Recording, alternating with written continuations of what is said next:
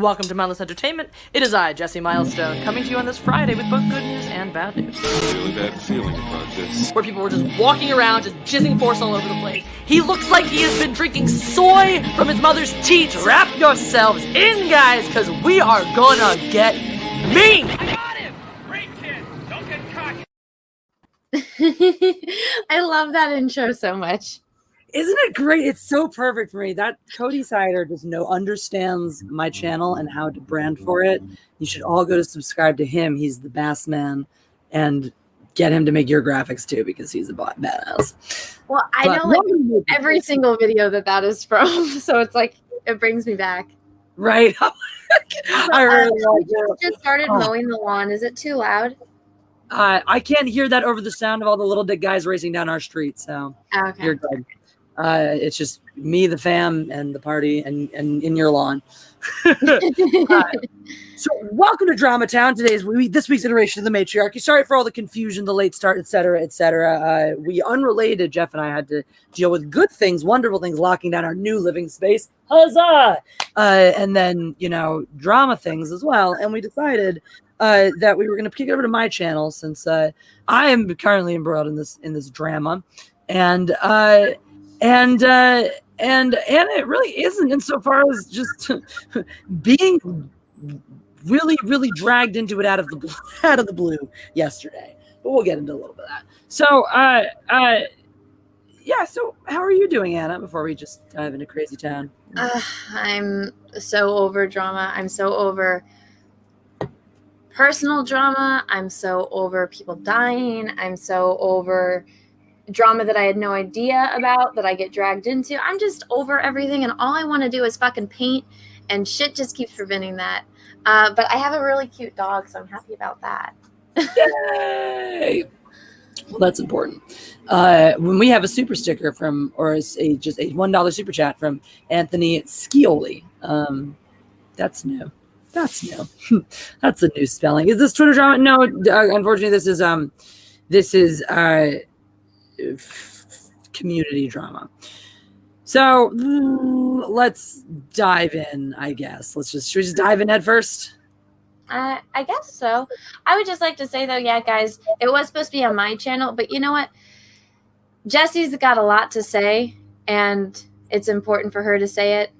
And so everyone just strap back and listen and be respectful. And so we will probably just do like the next, I don't know, month on Hannah's channel at this point. Yeah, we can switch back and forth. I don't mind. We'll get back. We'll figure it out a regular schedule for you guys one day soon. So here's the deal. For those tuning in, last night in the High Council, much talk was had of the J. Scott Campbell situation, which, if you're not familiar with the shortest way, somebody decided to paint over a J. Scott Campbell cover, and a decade-old cover. So this cover of Mary Jane, MJ, has been up in fucking arms from like the feminazis, the land whales, and the male feminists for years, because they say it's unrealistic. And I did a couple videos on this. They did very well, so thank you, everyone. But so this kid decided to do this draw over, right? And it got a lot of heat. And J. Scott Campbell decided to clap back, but he did it in a way that is respectable. He explained, okay, well, your anatomy is actually wrong. Let me show you an example. Mm-hmm. And then he fixed their fix. And he even explained, this is my style. These are the reasons why I do these stylistic, choices, and to make it interesting. And also, if you are going to fix my stuff, you at least have to fix it right. Yeah, seriously. But then again, he's like, this is 10 years ago. And I even pointed this out. Nobody gets upset when he draws men. They only get upset when he draws women. So this is really just a body image thing, because they don't want women to look a certain way, even though there's plenty of women that look that way. Just leave certain parts of the United States and you'll see it. Not everyone is a land whale. Exactly. So this was, this was being discussed on the High Council because, of course, everyone's talking about it. Everyone's talking about Anna's awesome take on it. Everyone's talking about J. Scott Campbell's awesome response, et cetera, et cetera. And for some reason, out of nowhere, out of absolutely fucking nowhere, Tom decides to draw a false equivalency between this fuck's decision to paint over somebody's very, very well-received 10-year-old cover and Anna's decisions to demonstrate to the public how you don't have to make women fat fucking slobs in order to demonstrate different shaped bodies. But, whatever. And in spite of everybody, in spite of every single person in the chat, me, Mecca, Comics, Mary, trying to explain to Tom how, well, it's really different because Anna is trying to preserve the things that they are trying to change. What Anna's doing is more akin to J. Scott Campbell repainting over the guy who paint over. It's Anna going, this is you guys creating unrealistic bullshit women and body images out of what could be real women, and here's how you make it a real woman. And it's not Anna saying your art is bad or wrong and I'm going to make your art better. Your anatomy sucks, I'm going to make your anatomy better. It's Anna saying this imagining doesn't make sense to me. Here's how I would have imagined it. It's an alternate take. I can explain a little bit more. Actually, yeah. Let me let you explain it because you do this better. Well, Peaches is like right next to my door with the lawnmower. Can you hear it? Honestly, we can't even hear it. Okay, it's driving me crazy because I can't hear myself think. But so to hear that on the High Council out of nowhere, it did kind of hurt because I'm like, well, this just proves that people don't watch my videos or my live streams because everyone that does knows why I do it. And then patronizing me because I am a professional and saying that makes it worse. It just shows how much people, again, don't actually watch my content. And it doesn't matter how many DMs you send me. You could have DM'd me before you said this. So I'm going to make that clear as I speak because I have Twitter open and I can see. I respond. Silence is a response. Be aware of that. And I don't think you want to speak to me right now because I'm not very happy. But so I'll turn on the camera for this because I was mixing paint. But okay. If you want to know why I'm doing something, there's a very easy way to do that. One, you can DM me. If you don't have the access to DM me, well, if I have an email address, but there's this magical thing called a YouTube channel, and there's videos, and there's live streams where I talk about the things that I do, and I explain why I do the things that I do. Now, as an artist, as a professional artist, now officially, because I got confirmation on this, as an award-winning professional artist. Woo! I know, I got it. I'm so happy. So yes, there's that too. When you're working, it actually is very common for your boss, your art director, your editor to do paint overs or draw overs. So that way, because at the end of the day, you're working to create a vision, right? So let's say I needed to turn a character I know nothing about. So let's say something like Master Chief. Okay, well, we need to convert Master Chief. He's going to be a skin on Fortnite, but he needs some kind of Fortnite logo or something. Now, me not knowing anything about any of that, I would just look at references of pictures and I would try to make the best. And this is me. Again, I have no knowledge of either. People have tried to explain to me in one ear, out the other ear because I have no interest. Okay, so let's say somebody that has no interest in a topic is trying to draw Master Chief but design it as a Fortnite skin, right? With all these Fortnite logos and graffiti and stuff. Okay, so me not knowing anything about it, I'm going to do my attempt, but guess what? It's probably not going to be right. And nobody gets it right the first time. I don't care what Ryan Johnson says. So then you would have an art director or an editor or the person you work directly for, that is your boss, will say, no, do it like this, do it like this. And usually it's your boss that is really going to be an asshole and is really going to go in and dig in because their job is on the line because they are the one that's going to be presenting it to the clients. So in a professional setting, it is extremely common. And a lot of the people that I have done that get really upset at me on Twitter, they all know me. That's the sad thing. they lose their mind because I'm doing the things that they can't do, because I have the freedom of, first, anonymity, because I was not stupid like them and I use a pen name in my professional life. I knew that from the beginning, and I do everything through freelance. So I am not obligated to whatever the company wants, which they all were like, we want to be corporate, we want to have insurance and all that. And I'm like, yeah, fuck that shit. I don't go to the doctor anyway. I just like to pause for a second. All right, we got Tom here. The other times I talked about it wasn't me interrupted and trying to change my point. I was trying to stick up for Anna. I've always been in her corner. Okay, see, Tom, the thing is, you're talking once again. Okay, you know that scene in Mean Girls when the principal says, raise your hand if you've ever, or Tina Fey says, raise your hand if you've ever felt personally victimized by Regina George, and the entire fucking gym raises their hand, including the principal. Yeah. So this is one of those like, hey, raise your hand if you've ever felt misrepresented, talked over by Tom from Midnight's Edge. Let me just say, because I mean, I know that you have your own grievances that you're going to get into. This is my only thing, and I didn't realize that there was an issue until last night.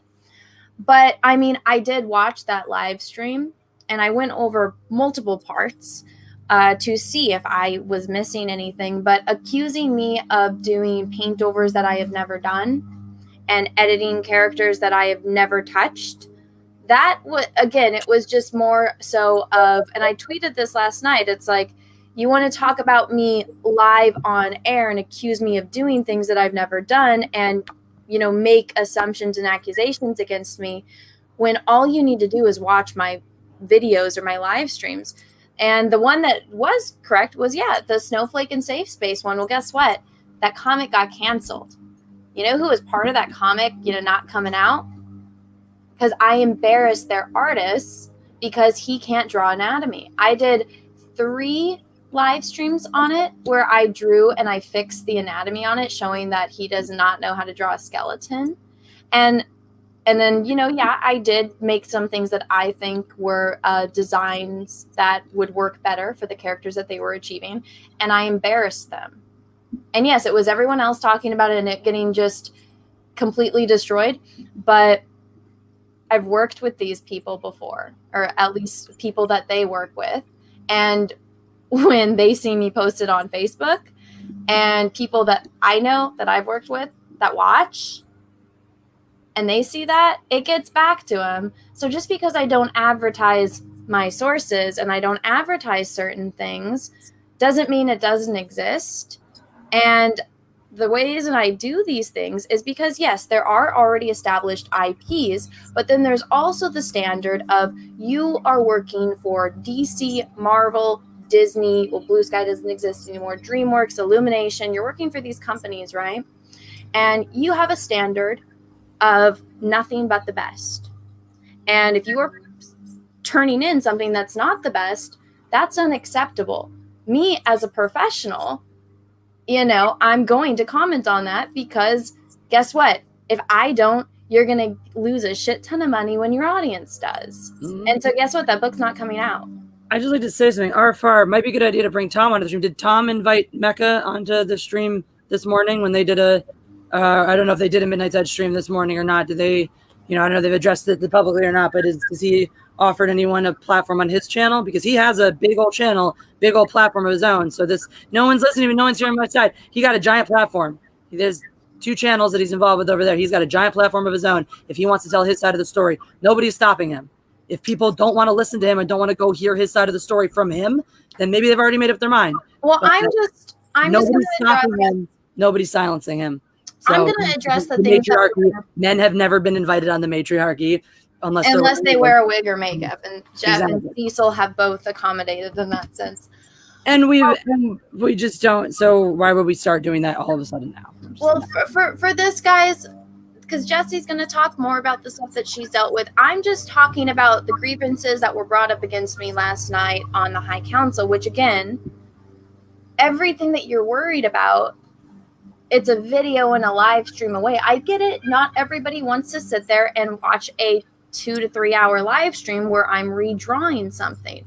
I get it. There's a lot of information in those live streams I think are very helpful, especially if you want to learn how to draw and design characters.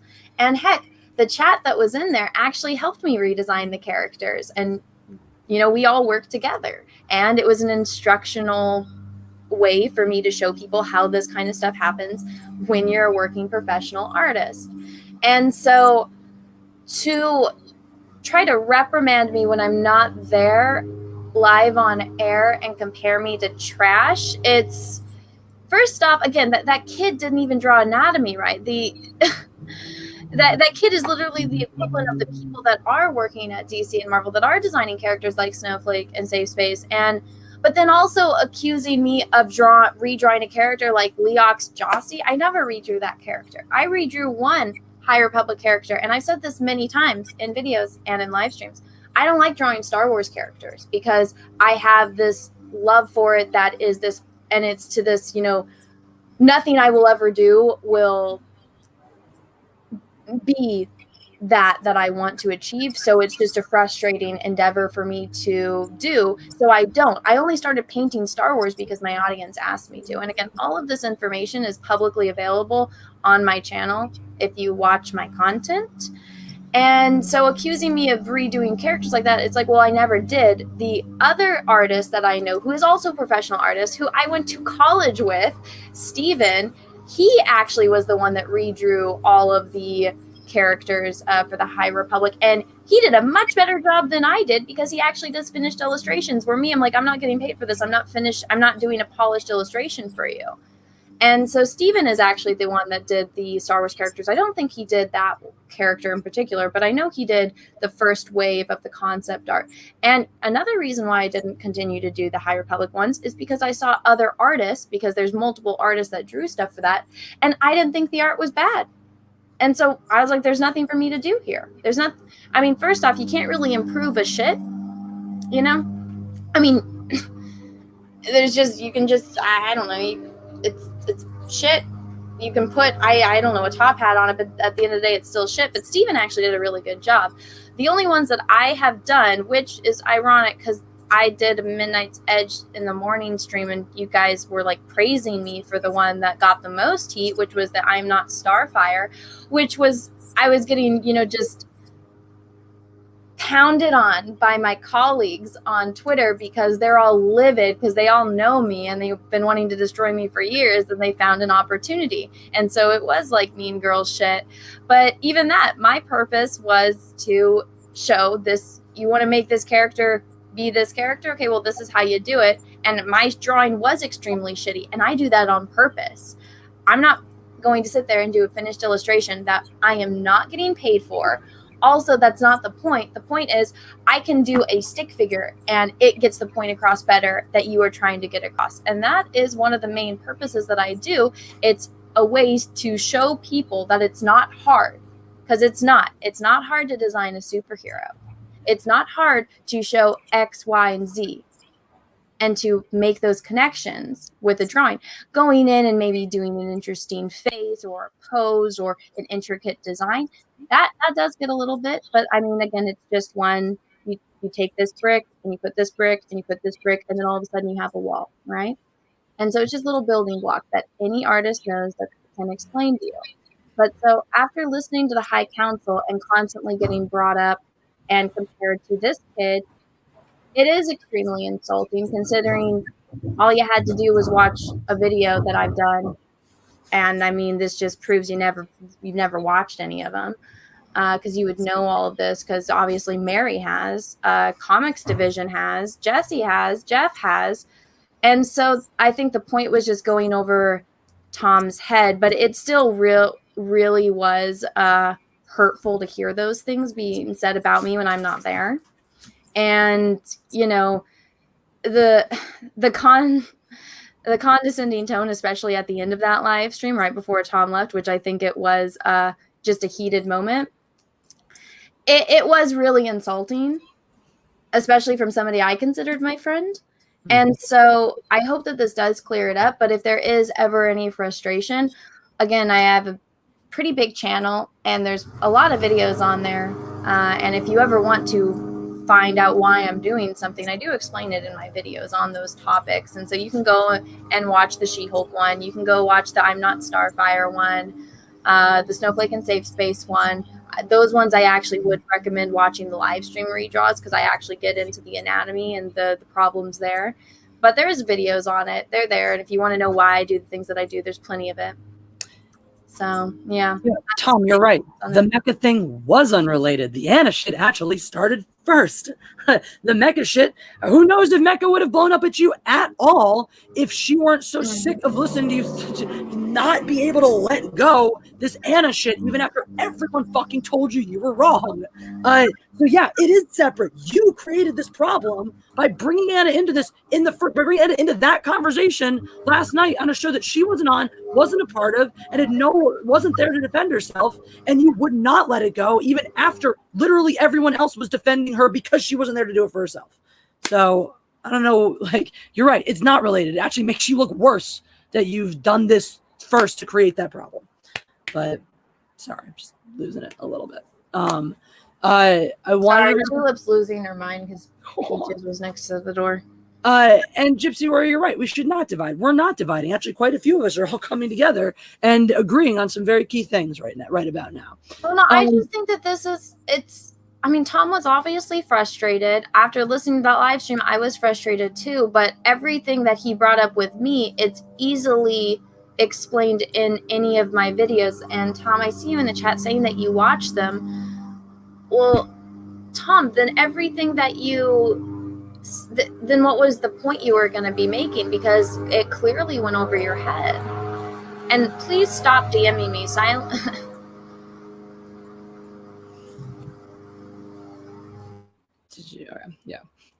Yeah. So that's it for those who are curious. Since last night, Tom has been DMing. Seems like everybody, and just spamming pretty much everybody's inbox, anyone he can get a hold of to try to, be the person who controls the narrative on this. And, I don't know how many people appreciate that, but probably stop. Probably some friendly advice for me to you, Tom, actual, honest, friendly advice. Actually stop harassing everybody via DM. Not every single person on YouTube wants to get involved in your drama. Not every single human being wants to be a part of this. And you are trying to bring people in who don't want to be a part of it. And trying to bring people in who don't want to be a part of it is not going to go well to you. Well, that's exactly it. This is everything else that happened. It's honestly none of my business who is not getting along with who and who said what and who's doing what, because it has nothing to do with me. So, Tom, you're saying you haven't DM'd anybody except for me and Anna. That's what you're saying. And me and Anna are the only people you DM'd over this. Again, okay. Cool. If you and Mecca aren't getting along, it's none of my business. I don't want to be dragged in the middle of somebody else's fight, and I don't appreciate being used as this tactic. Again, in the middle of a live stream that's not even on either of your guys' channels. Yeah. It was disrespectful to me. It was disrespectful to Tom, or to Jeff, to Jesse, to everyone in the chat. It's really irritating, but I just wanted to explain what it is that I do and why I do that everyone I thought was aware of, but apparently not. And as far as everything else goes, I don't like it. I don't like being dragged into it. And I don't think that a majority of what's going on is okay at all. Yeah. Yeah, I concur. Sorry, I'm just trying to keep up with the chat here a little bit. Guys, seeing what you guys are saying. Here's the thing. Well, there's so many things. There's lots of things. Nobody is asking anybody else. I'm not here to tell you guys how to feel about this. I'm not here to tell you guys how to think about this. You guys come to me for honesty. You come to me for a straight shot. You come to me because I'm going to tell you like it is. Good, bad, or ugly. And today, it's ugly. It does not bring me joy and pleasure to say this or do this. I'm not sitting here because I'm like, oh, haha, it's going to be so fun for me to talk shit about Tom right now. No, I'm here right now and I'm doing this and I feel as invested in this as I have because I have been, I have not taken the worst of it, but I have experienced exactly the same things that I have witnessed and also proof of in other ways, of ways that Tom has treated people in the community. And like I said, Regina George, right? Raise your hand if you've been victimized by Regina George. If you put everybody who has ever streamed with Tom in a room and say, raise your hand if you've ever felt talked over by Tom. Raise your hand if you've ever felt like Tom was trying to put words in your mouth or make your point for you. Raise your hand if you ever had something, if you had Tom decide to speak for you on behalf of your identity and then kick it to you to be his minority shield. Because these are the things that, some of you may be fine with the streams, with the content that he's creating, and that's fine. But some of us have not been. This is not like an isolated, it's not like, one person, I'm the only person who thinks this way. I'm the only person who feels this way. I'm not. And I'm not, and you're not, I'm not going to be the last person you hear about this from.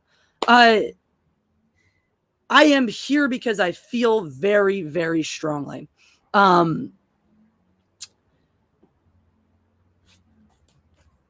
There's so many, I don't even know which point to begin with. There are so many points. There's so many places to go. I don't know. Take it back. Walk it way, way back to the beginning of the fucking Fandom Menace. Mecca was part of that. Tom was not. We didn't have shit like this. We didn't have stories and rumors about people micromanaging other channels. We didn't have people trying to decide who could make what content, who was allowed to stream with whom, what was allowed to be said, what was not allowed to be said. I mean, that didn't happen. Tom has suddenly, over the past couple of years, become everywhere on everybody's stream, in everybody's business, all of the time. And now suddenly there's infighting, there's backstabbing, there's these lines being drawn in the sand that, guess who I first heard about this from? That's right, Tom. Because as far as I was aware, there were no, I was blissfully unaware of drama going on in the community until Tom decided to just drop it in our laps over here one night before the High Council, trying to overstep his bounds. I'm not going to say more than that because it's not entirely my story to tell, but Tom overstepped his bounds in ways that made me very, very unhappy. And gave off the distinct impression that he felt very entitled to try to tell other people whose channels he had absolutely nothing to fucking do with what type of content they were allowed to make and what type of opinions they were allowed to have and put out there, lest they step on certain people's toes or, cross certain lines in this mysterious unknown community, naming names of channels we haven't even fucking heard of. So So that's the backdrop of all this. That's where I come into all this too, is never once before that having a problem with Tom that went deeper than, God, it's really annoying how he just talks over all the women and then goes, and this is how the women feel, right, Mecca? Right, Jesse? Right, Mary? So aside from the obvious, virtue signaling by using minorities and different identities as his shield, I never had a problem that went deeper with that. I genuinely did like him. I genuinely regarded him as a friend and found him to be someone who was largely reliable, even if I didn't always like his take or opinion. And then he wanted to stick his nose into my fucking business. And then he wanted to decide that he somehow had the right to have an opinion on the content I made and talk to me, not as a colleague or a friend coming to me wanting to give advice, but as someone who knew better. And you know fucking what? I am fucking done. I have had it up to here with the listen little girl. The next fucking person who wants to come to me with the listen little girl tone, I just fucking do it. Just fucking do it and see what fucking happens. I am not a little girl. I am not some dumb blonde bimbo tootling around on YouTube going, oh my God, I don't know anything. Guess fucking what, Tom? You know when I lost all for you, when you started running your mouth about shit, making up bullshit about, well, my sources say this, my sources say that, about Hollywood this, Hollywood that, Hollywood that. Guess what? Your sources, if they existed, wouldn't call it fucking Hollywood, because nobody who actually works in this motherfucking industry calls it Hollywood. They call it the fucking industry. Wake the fuck up. All you have to do is live out here to know that. You talk like such a goddamn amateur. There are things that make you sound like an idiot when you talk about Hollywood and the movies and the industry and whatever, just that I know are dead ass wrong by fucking living here. Not even by working in the industry, which, by the way, I do. I work in the industry. That's what I moved out here to do. I am friends with people who have been in movies that you have seen. I fucking streamed with the guy who edited Star Wars. Like, apparently I'm roboting, so that's great. You're missing all the good stuff.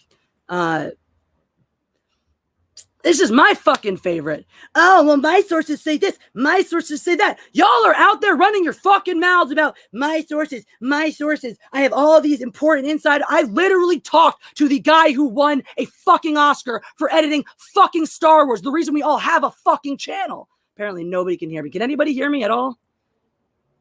Anna's not there. No, nobody can hear me. Nobody can hear me. I can hear you. Sorry, I'm just like muting because of the oh no, door sorry. video. Everyone's just telling me. Everyone's telling me that I'm roboting, so I just want to make sure people can people are getting the okay. Good, fucking good. Just want to make sure you're not missing this because this is it. And you know what? I didn't fucking sit down with Richard Chew for 4 fucking hours to talk about his film fucking career because I want to have sources that make me fucking important that I can fucking I had one fucking asshole in the comments every time. Oh look, you only got this many views. You suck. And I'm like, I don't suck. You all lose. I sat down and made an incredible video with an incredible person that has incredible content in it. And if people didn't decide to enjoy that, if people decided to go listen to Tom on Midnight's Edge, tell him how his sources know that Kathleen Kennedy's in a fucking civil war with Jon Favreau, then that's fine. They can go do that. Or you can come listen to fucking Richard Chew talk about the time that he sat in the rain on top of a van in Mexico with Jack Nicholson.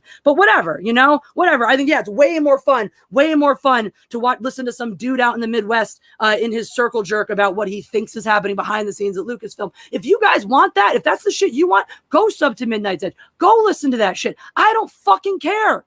The reason I'm just speaking, telling you exactly how I feel and exactly what I think is because I don't care. Why don't I participate in the community the way I used to? Why don't I make bullshit videos? Because fucking Tom and people like him have fucking ruined it.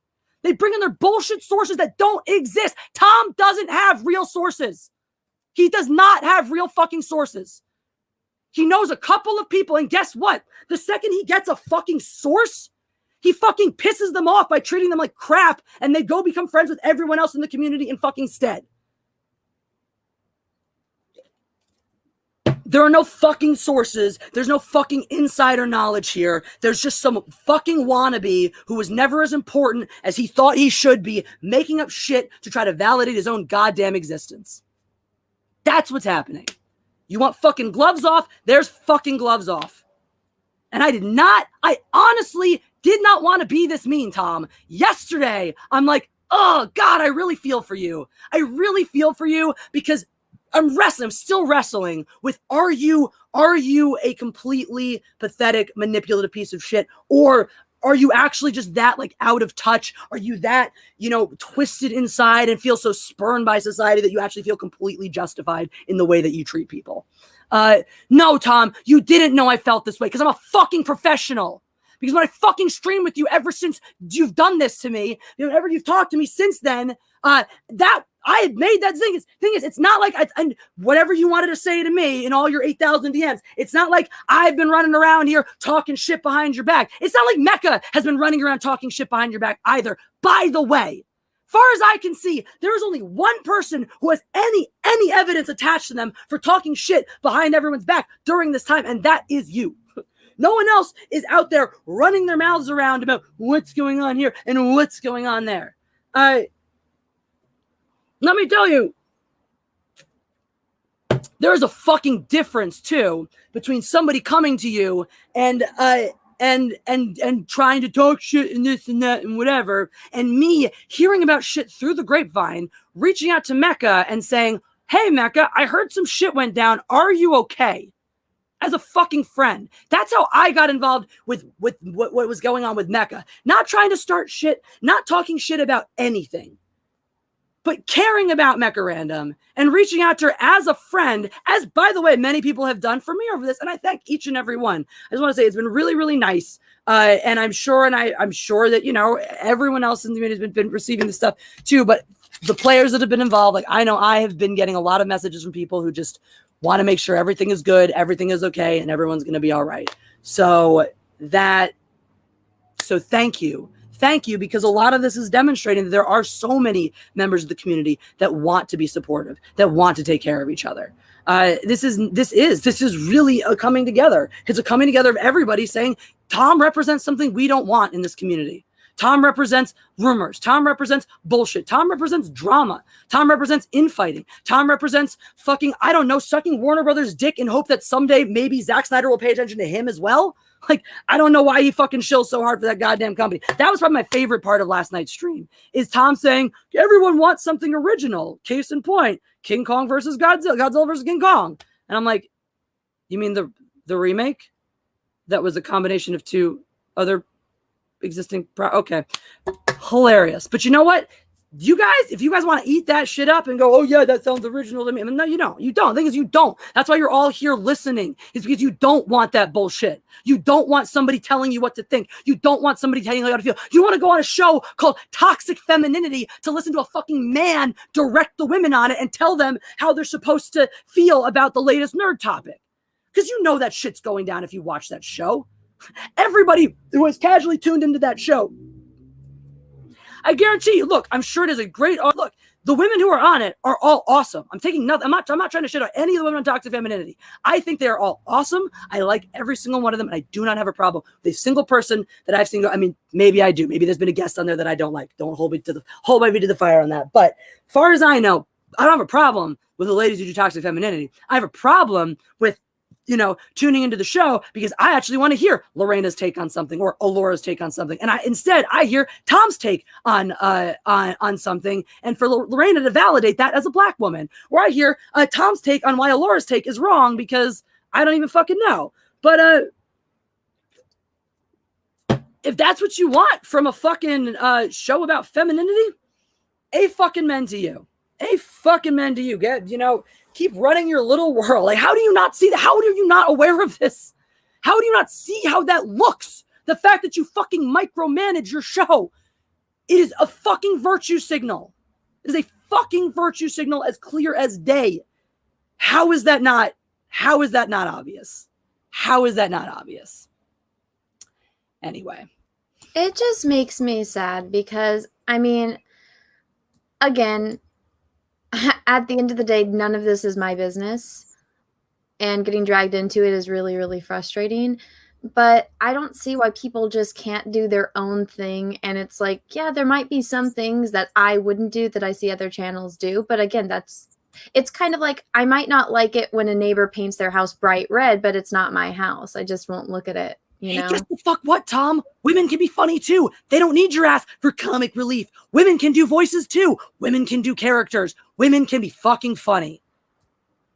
Sorry, didn't mean to jump in at the end of your point. No, you're fine. It's just with all of this, I mean, it didn't really need to be public. I think adults should handle things as adults and, talk things out, which obviously did not happen.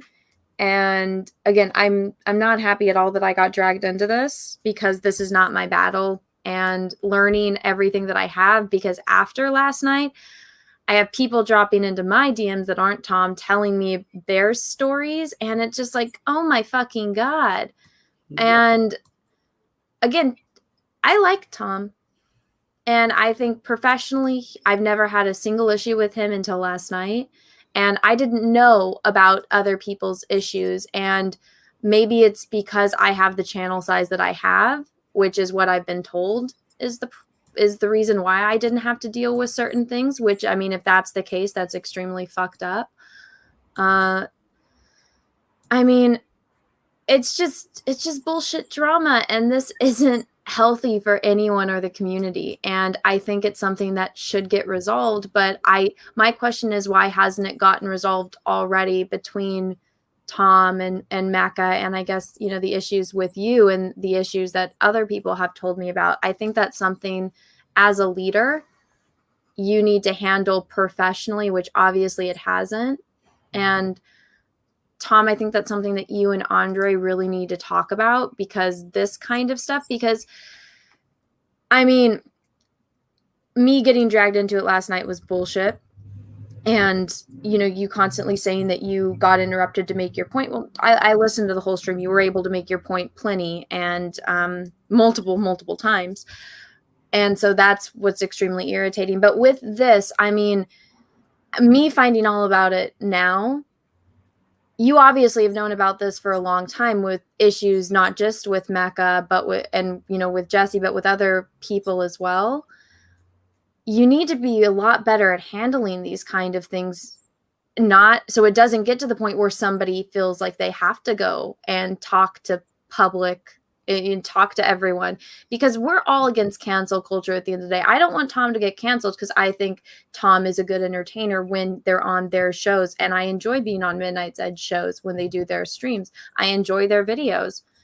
But this kind of the peopling, which I'm not good at peopling either. I don't get along with a lot of people. That's why I don't talk to very many people. That's why I'm not on teams, because I don't like teams. I don't like to have to do that. I don't like micromanaging or managing other people.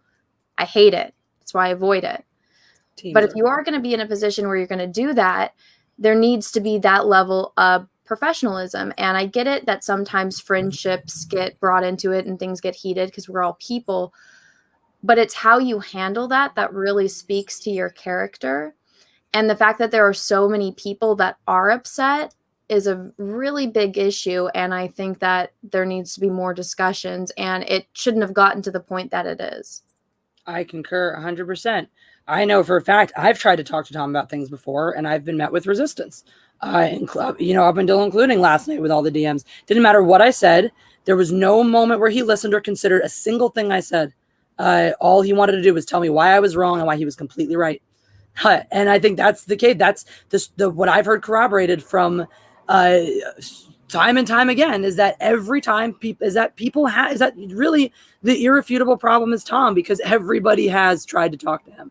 Everybody has told him exactly what the problem is. Everyone has told him to his face the issues, and then he has steamrolled them and ignored that. And so we've all tried to find different ways to tell him, and he ignored that too. And so everyone just shrugged and said, okay, well, I guess we'll all just deal with Tom until he goes away.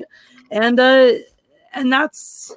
Well, see, but that's the issue right there. If he is managing people, which I think that it should be done on a professional level. You wouldn't say X, Y, and Z to your employee because that makes you legally liable. So because this is YouTube, because this is an an unconventional work environment, friendships and professional relationships get mixed. And so that's when there becomes this tension or conflict, whatever, stepping over the lines. From what I've been told, there's been, and from, sometimes where pettiness gets brought into it, which, I mean, we're all human. But I mean, again, I didn't know about any of this. And then now that everyone's telling me this, you need to learn how to handle or, professionally handle and manage people. And if you're going to let your anger get the best of you, which, I mean, I let my anger get the best of me all the time. And that's when I've made the biggest mistakes in my life, is when I let my anger take control of me. That's actually why I got into painting. Because when I am angry, instead of talking and going off on someone, saying something that I can never take back, I go and I paint. And I paint until my anger is out and I'm done, and it's out of my system and I've created something with it. But, and again, this is a very unconventional work environment. I don't even think I finished saying that word correctly, but I think one of the biggest issues us as a human race have is that we don't listen to understand. We listen to respond. And I think that's going on right now. Yep. Especially in the chat. So guys, please be respectful. And I know that this is a very tension high, but that's because Jesse is a very passionate person. Damn straight. You know what you're going to get from me. Exactly. And when you're upset, you're going to voice it. But that's exactly what I'm trying to say, is it should never get to that level where you feel so distressed and so upset that you feel the need that you need to vent out publicly to people because there's no way to handle it behind closed doors, right? Let me just carry on. You know, I can understand. I can understand the frustration and the desire to, you know, where Mecca was coming from in last year. I'm not justifying it. I agree with everything Anna said, that, you know, and I think Mecca's even said it as much too. You know, she wished it hadn't happened like that, but she couldn't hold her tongue in that moment. And I understand that pressure, because there have been so many times where I have wanted to do the verbal equivalent of throttling Tom through the microphone, because he has been so fucking disrespectful to me when I've tried to make a point, and it's just steamrolled over me, even though, once again, something to do with things that I understand because I work here, or things that I actually know, because guess what, guys? I know a lot more than what I even make videos on, because there are things that I cannot talk about, because when you actually are involved in this stuff, it's not, you don't have sources, you just know things by being part of the industry that you are not at liberty to say if you would like your stature and those connections to remain.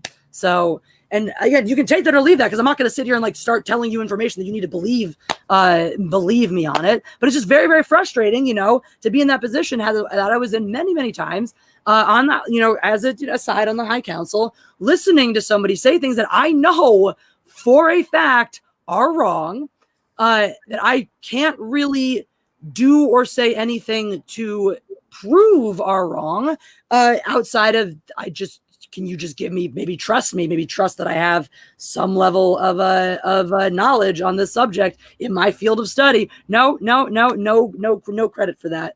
And the only reason that I just would shut up and go away instead of getting involved and yelling and screaming is because, yeah, the man I love runs that show, and I really don't want to fuck that up for him, because I actually care. And that's if you guys want to know, like, well, what is the first time here? Because again, we're all fucking professionals, and this is not the first you're hearing about. I know for a fact that multiple people have expressed their dissatisfaction to you at multiple times in the past. And if it's the first you're hearing about it, well, maybe it's the first time your ears have been open enough to receive it. But that doesn't mean it's the first time people haven't tried to fucking tell you.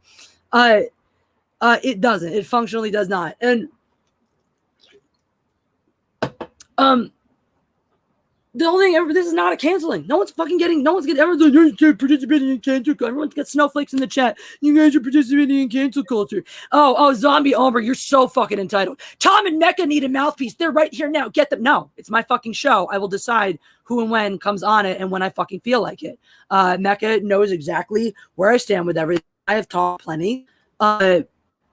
And I don't see her clamoring or asking or demanding to be put on video here to speak her piece. I think she's doing a great job speaking her piece in the chat, as is Tom. He's got an equal venue to respond to Mecca in the chat. We are here today for my take and for my personal experiences in this too, because this is not just my opinions on what Tom has done to Mecca. This is my opinions on how Tom has treated me. Tom has given me no credit for any of my expertise. If I have brought a single piece of knowledge that conflicts with something Tom has decided is true, he treats me like shit until I just stop fighting him on it. If I don't stop fighting him on it, he would never, he won't drop it. I just had to learn to just fucking let, which is why I just stopped. That's why I started to schedule a LIVIT stream during the High Council, because I couldn't sit by and listen to him spread misinformation, but I refused to ruin Jeff's show by constantly interjecting to try to correct him. But I don't feel good about the fact that he's out there spreading misinformation to you guys, the community. Lucas Sims, who's Tom? It's my first live stream. Well, you picked a hell of a stream. You're getting a great intro to me. I pretty much just yell about things that piss me off, so there you go. And the thing about, oh, go ahead.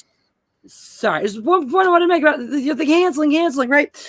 Midnight's Edge's statement was no one was canceling Mecca. We're just privately distancing ourselves. Yes, and privately also going to other channels and encouraging them to distance themselves from her as well, and or letting them know about your decisions to distance yourselves. You know, therefore bringing them into the drama.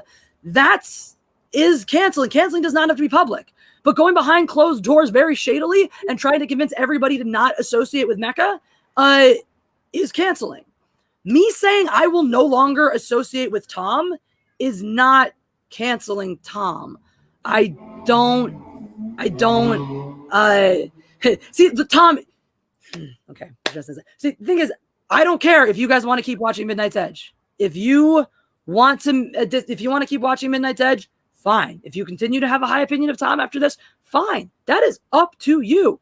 I don't do these things because I'm here to convince anybody of how to feel about somebody. I am here because I feel strongly about a certain way. I'm going to let you know. You are free to make up your own mind. You are free to continue watching me and Midnight's Edge. I won't be mad.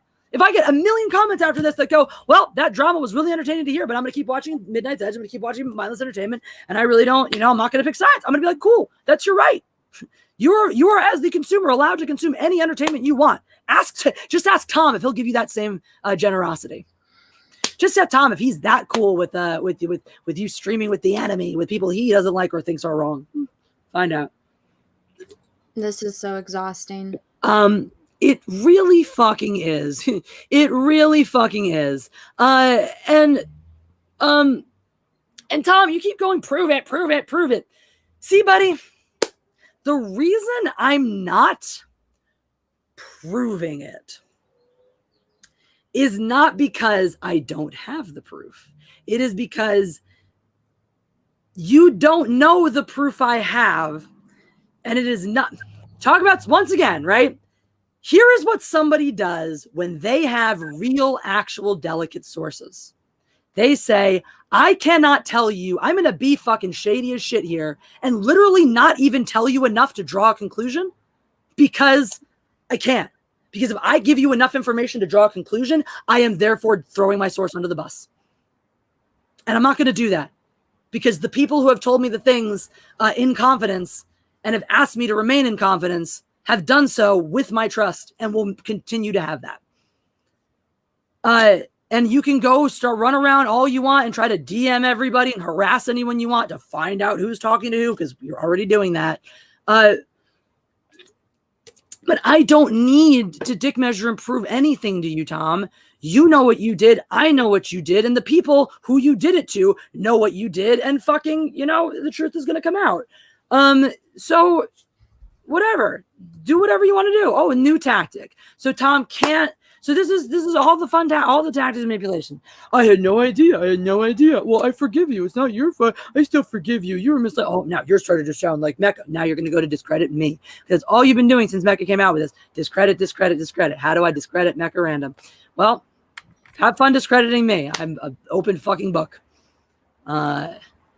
So, and anything to add at this moment, or I was going to dive into a couple super chats. I know people had a few things to say as well. Again, this all just happens because of miscommunication and egos getting in the way of things and not doing your research. So, I talked to you a little bit about this before, and to be completely honest, I did watch Mecca's live stream last night, and learning more about the context of what she said, that didn't make me very happy with her at all. If somebody said my father was the father of the year, I would be fucking livid. And people have seen me when I'm upset dealing with people that, mocked it when my sister died. And then learning her kind of explain a little bit more, saying, oh, well, I didn't know. I didn't know about the live stream. I didn't know the context of it. Well, this is when you see me constantly on Twitter say, do your research. If you're going to talk about something, you should be well informed. I get it that, you want to make videos so that way you can get views and make money. But when it comes to something like this, that's a serious topic, I expect other people to hold things with the same standards that I do, which is taking it seriously. It's a joke. I know that she said multiple times it was a bad joke. Yeah, it was a really bad joke. I don't think anyone deserves to be canceled, but it made my blood boil hearing more of the context behind it and her knowing, and first not knowing, making the joke, then knowing after. I'm not going to not associate with her. I'm just going to, it's a tear on her character now in my point of view. And that's never going to go away, right? It's not going to make me, not talk to her and can't, I'm air quoting, cancel her, but I'll always remember that, right? And that is a stain on somebody's character that's never going to go away. And you and I have talked about this before. I love Mel Gibson, you hate Mel Gibson, and I don't want to know those things about Mel Gibson because I will never be able to unsee it, and I really enjoy his movies, so I'd rather not know. I'd rather be ignorant. But you obviously have, and it's put a stain on his character to the point where maybe you can't watch some of his movies. So I don't think anyone in this situation, well, I should rephrase that. With the Mecca and Tom situation, I think this is something that they should have been able to both handle as adults themselves. And as far as but behind closed doors, because bringing it out in public is unprofessional for both of them and the way that they've been handling it for weeks. And I mean, I told Jeff before because I was aware of certain things before what happened last night. But I mean, I told Jeff, I'm like, I kind of don't want to be on the show because I can feel the tension and it makes me uncomfortable. You know? So it's, yeah, Jeff sent me the link for the High Council and I don't want to be there because I know that these two people are fighting and they're pretending, you know, trying to be professional, but that makes me uncomfortable and I don't want to be there. And I mean, that's got to put strain on Jeff, guys, because that's Jeff's show. So it's both of them making Jeff uncomfortable, look at how uncomfortable Jesse is right now. Like, this is a really shitty situation that I think both of you should have handled as adults behind closed doors. And I get it. It's difficult. But then the other stuff that has happened because of that. And yeah, women talk about everything. So just to be honest, I mean, you don't think Mecca didn't vent to Jesse about some stuff that happened, and Jesse's known much longer than I have about certain things? And, you know, especially, and when somebody says something about Jesse, I tell her, you know, if somebody's bad-mouthing my best friend, I'm going to tell her and I'm going to have her back. And so when somebody is bad-mouthing Jesse, you don't think that doesn't get back to Jesse? That doesn't get back to us? Mm-hmm. And so it is kind of hard, and it is hard to be professional sometimes and put on a straight, you know, a smiling face when there's and interact with people that you know have said very hurtful things to your friends, about your friends. And so I don't know what the solution to this is, but I know how this could have been prevented, which is being professional and handling this behind closed doors, which obviously did not happen. And it's not just with Mecca. There's been other people, which it's insanely frustrating. I personally would also like to say my piece on the video. To me, Mecca said something that was received as a bad joke. She apologized and took it down. That's good enough for me. I understand, Anna, why you're going to receive that comment a certain way. Of course, that's going to be very, very personal for you. For me personally, I don't have those attachments. And I don't, even for things that are very sensitive for me, I've had very tasteless jokes made at my expense on certain things, and that's just not the way I take it. There's not a judgment on somebody who takes it differently. I'm personally just a person who doesn't get bothered by harsh jokes. It doesn't go cut deeper than the skin for me, even when it's something very, very personal for me. And that's just me. So from my standpoint, I don't think Mecca did anything wrong. I think when you put out a take, sometimes look, fucking James fucking Gunn got uncanceled for his tweets, tasteless fucking jokes from a decade ago that carry bear no crime with them. And ultimately the ruling on that was, well, yeah, I guess we should probably not cancel this guy over bad jokes. I know some people in the community felt differently about that, but bad jokes are bad jokes. How you handle them is what defines you. Not whether or not you ever have a bad take. Everyone has a bad take. Everyone has a tasteless joke. Everyone crosses a line. Whether or not you make them is not what defines you. It's how you handle that. For me, taking it down and apologizing is good enough. I've had a really bad take before once too. I had to make a whole apology video on that shit. That's still up there. I haven't deleted that shit because I own my mistakes. And so yeah, we all fuck up. I lost subs from that, from my misstep, and people judge me for it. And you know what? Are they right to? Who am I to say? If it crosses their moral compass and they want to judge me for that, that's fine. That's up to them. When I say that's their business, that's not me like, well, fuck them, fuck you. No, they have every right to. If I do something that crosses a line for them, they have every right to judge me. But at the same time, I also have every right to not live my life being held accountable for something that I try to live down. And also I have every right to, forgive people that I see fit and hold other people accountable that I see fit as well. That all that to say in a convoluted way, I don't give a shit what Mecca said in the video. I don't think what was done to her as a result is right. I don't think the way Tom has treated her is particularly right. I don't think the fact that Tom has been really, really overly involved in her personal life and her personal relationship is right. I think Tom is seriously, I have watched Tom overstep bounds in that relationship. He feels very, very entitled to comment on Mecca's personal relationship, which from the get-go, I'm like, that's fucking wrong. I don't care how well you know the guy. It's not your fucking business. So that's what I've seen. That's what I've experienced. That's what I can do.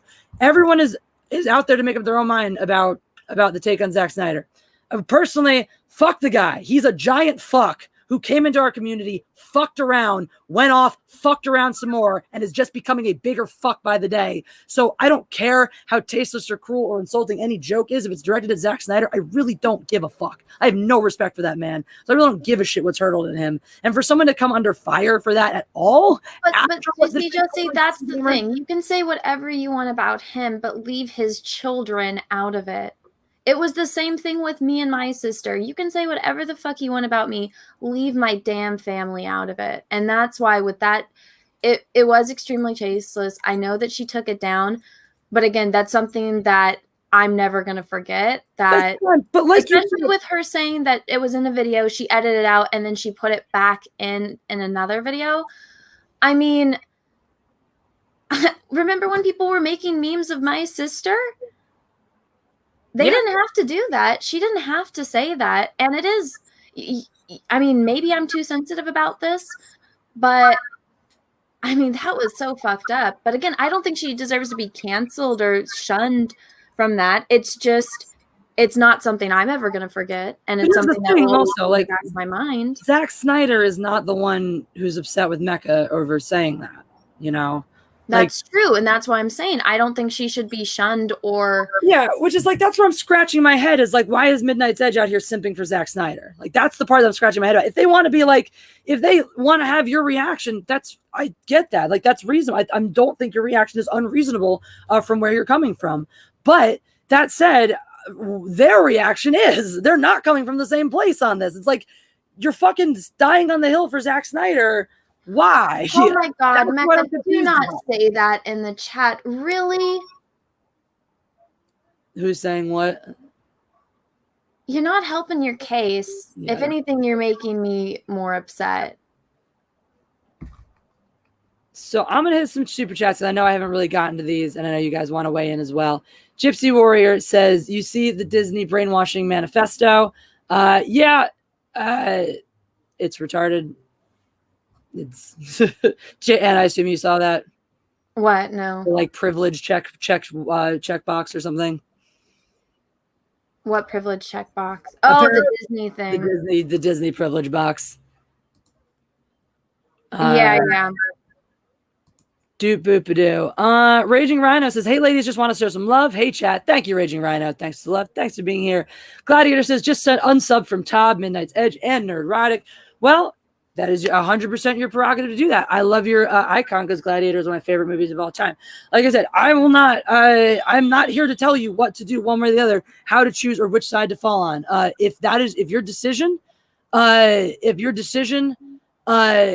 is that based on the information that you have gathered, then power to you, and I support you. Xenomorph Skullhunter 79 says he wants to know why you do things. Ask. Don't remember the context of that, but cool. Probably back with anyway. Gladiator says Mecca is never mind. Honestly, I feel like everything I have said has gone over everyone's head but yours, Jesse. There's not been anything resolved, and his daughter is fucking dead. Comparing that to him passing around for pedos, are you fucking serious, Mecca? I don't care if you don't like him and you want to claim you're not simping for him. There are some lines as a human fucking being you don't cross. I don't want to be involved in, I don't want to be a tool for your and Tom's drama. I don't. And for whatever fucking reason you guys brought me into this, I'm fucking done with this. I don't want to be involved in any of this shit. If you are going to say stupid shit and people are going to judge you for that, well, then you don't. Be fucking smart, use the fucking brain in your head, and don't say stupid fucking shit that's gonna piss people off.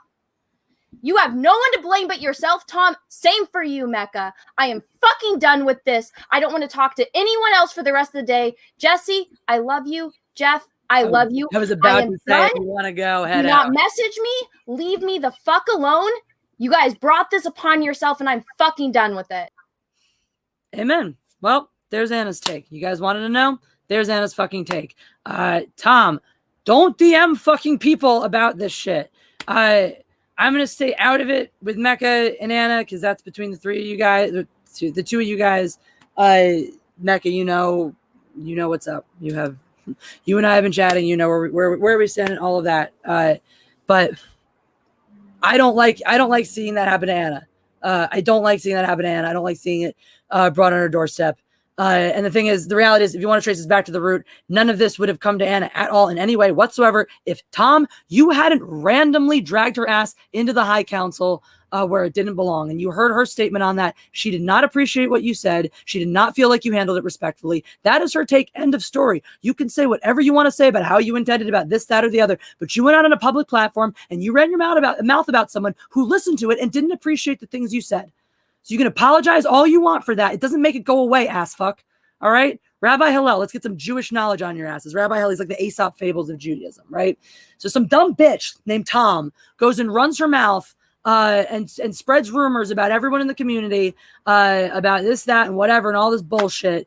And then all these bad things happen as a result. And this bitch named Tom is really, really sad.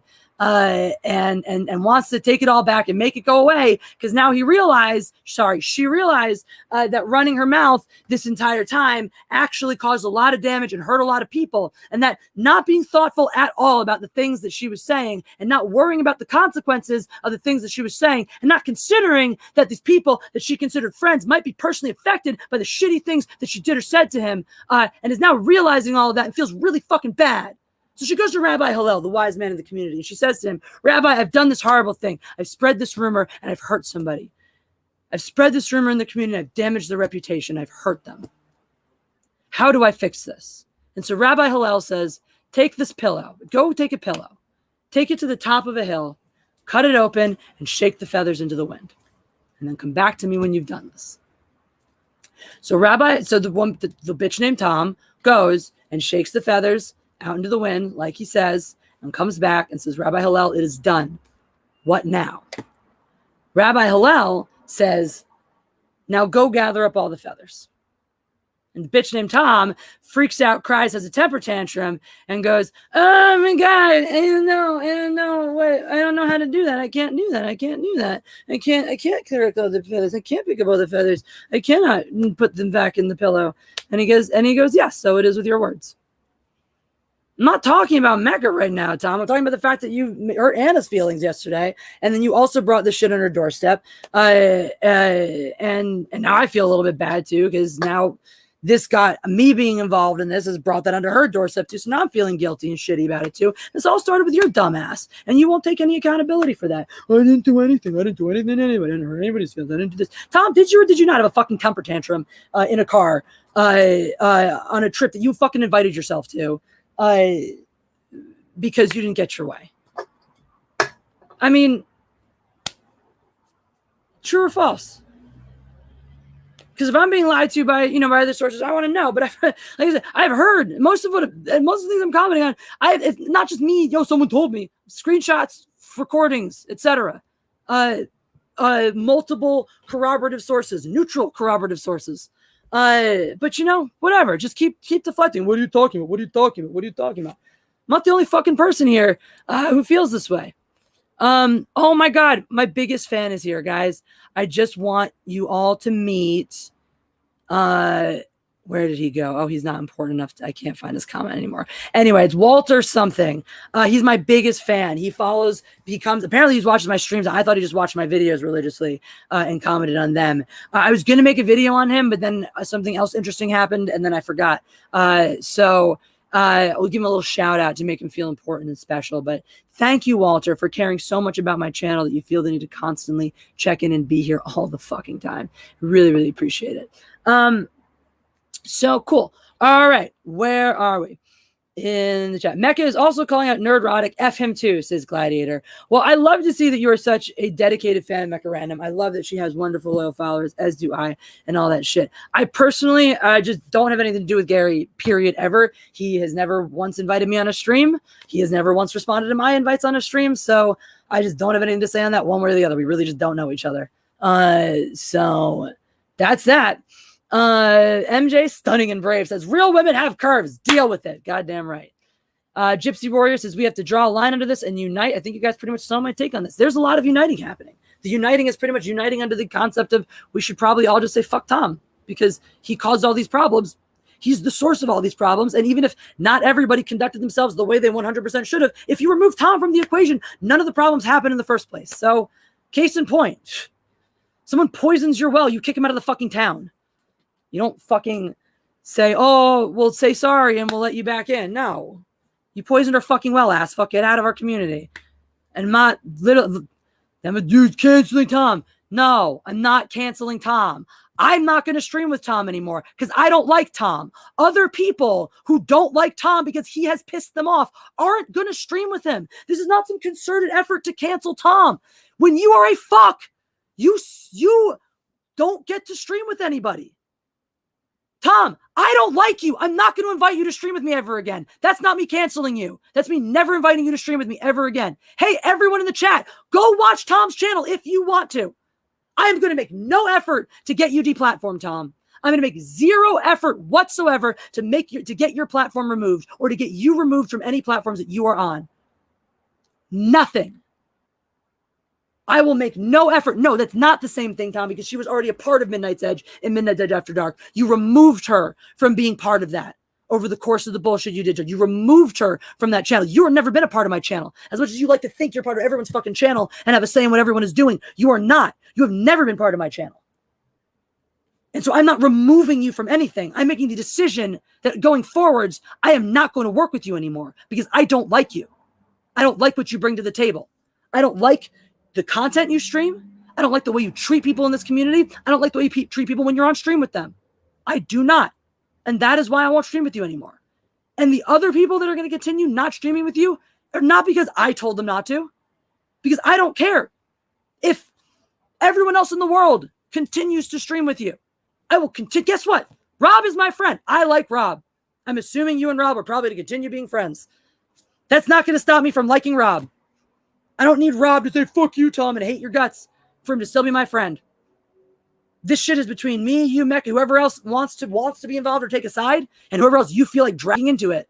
But as far as I'm concerned, if somebody shakes down on a different side from this than me, I don't care. That's fine. You don't have to take my side. You don't have to take anybody's side. You're not being canceled. That's not canceling. And there is a functional difference between this and what you were doing. Yeah.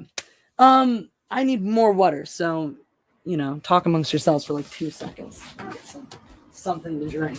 Whee! And then I'll continue with the super chats. Whee! Water. Alrighty.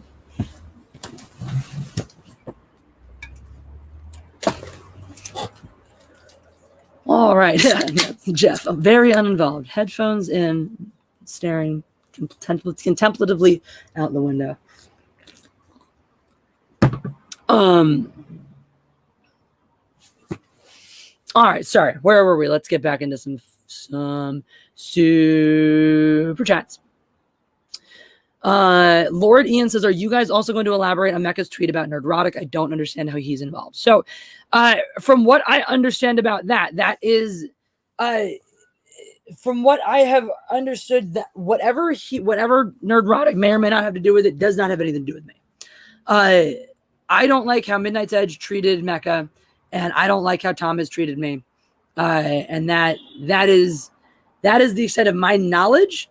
If Mecca would like to elaborate further on that, I'm all ears. Like I said, she's told me a few things, but if she wants to be discussing that and dealing with that, then I'm all ears, and I'm very curious to hear, who responds and what they have to say. I want to know what everyone has to say.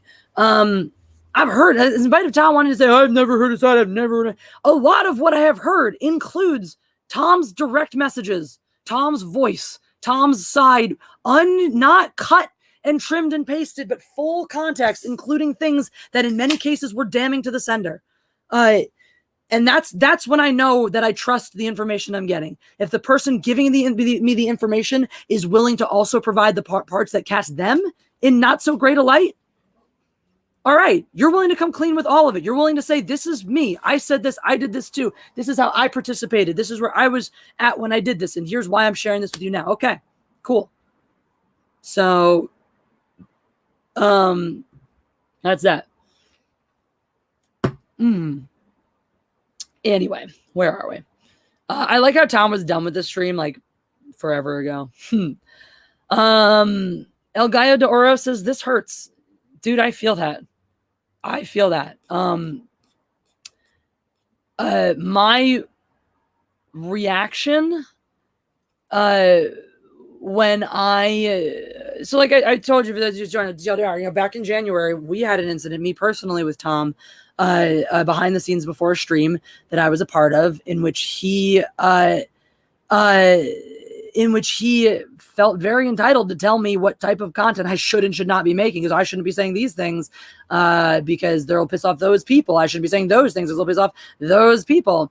And that really that hurt me in a big way, because there was a level of disrespect. I came into YouTube. I became a YouTuber expressly because I wanted one fucking place where I could just speak my mind and not have people telling me, you got to watch what you say. You got to watch your take. You got to watch your tone. You got to watch your this. You got to be careful who you're pissing off, who you're friends with, who you're this. I don't do that. I don't play the shit. I don't play those fucking games. It's mentoring my asshole 09A team. I have a channel that I've built entirely ground up myself. What has Tom built for himself?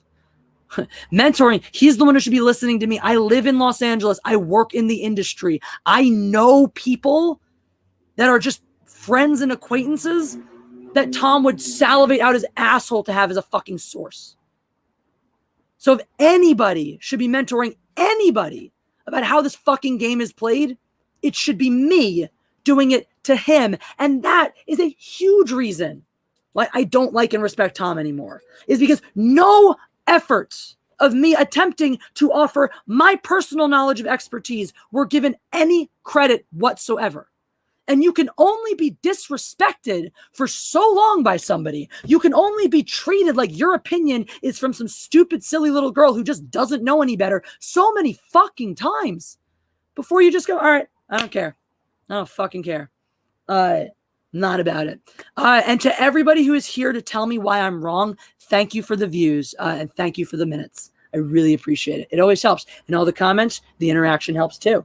I'm on my primary streaming platform actually is transparent about how its algorithm works. So now I get a good sense of how these things actually translate, into numbers. So thank you. Really appreciate it. All these comments are actually, what they say is really, really true. It doesn't matter if it's positive or negative interaction. So dislike away and say whatever you want about me. By all means, please. You're helping my algorithm. YouTube's finally seems to be warming up to the idea that I'm a streaming channel. So keep it up. This is fucking awesome. Thank you. Thank you so much. All the haters are as equal, but more though so than that. All the people love sending me love. Everyone who sent a super chat, everyone who's participated, whether you're in support of this or whether you're just here to try to find out what's going on and trying to get to the bottom of it. Thank you for being here. Thank you for listening. Thank you for participating. And thank you for choosing my take, or choosing to be here to listen to my take. I appreciate it. It means a lot to me. It means you actually value what I have to say about this. So there's that. Brendan C, where's Jeff? I need a hug. Well, I will be getting my huggages from there. Just imagine the wonderful huggage that comes from that delightful man. It's every bit as wonderful as you'd imagine and more. And yeah, El Gallo to Brendan C. Yeah, this is not fun for us. This doesn't feel great. Oh, Timmy Silverado. Yes, fucking. Oh my God, just saw that one. Okay, great. Xenomorph Skull Hunter 79 says Tom's sources know about the Civil War at Lucasfilm. Funny. That sounds a lot like. Let me think. Doomcock.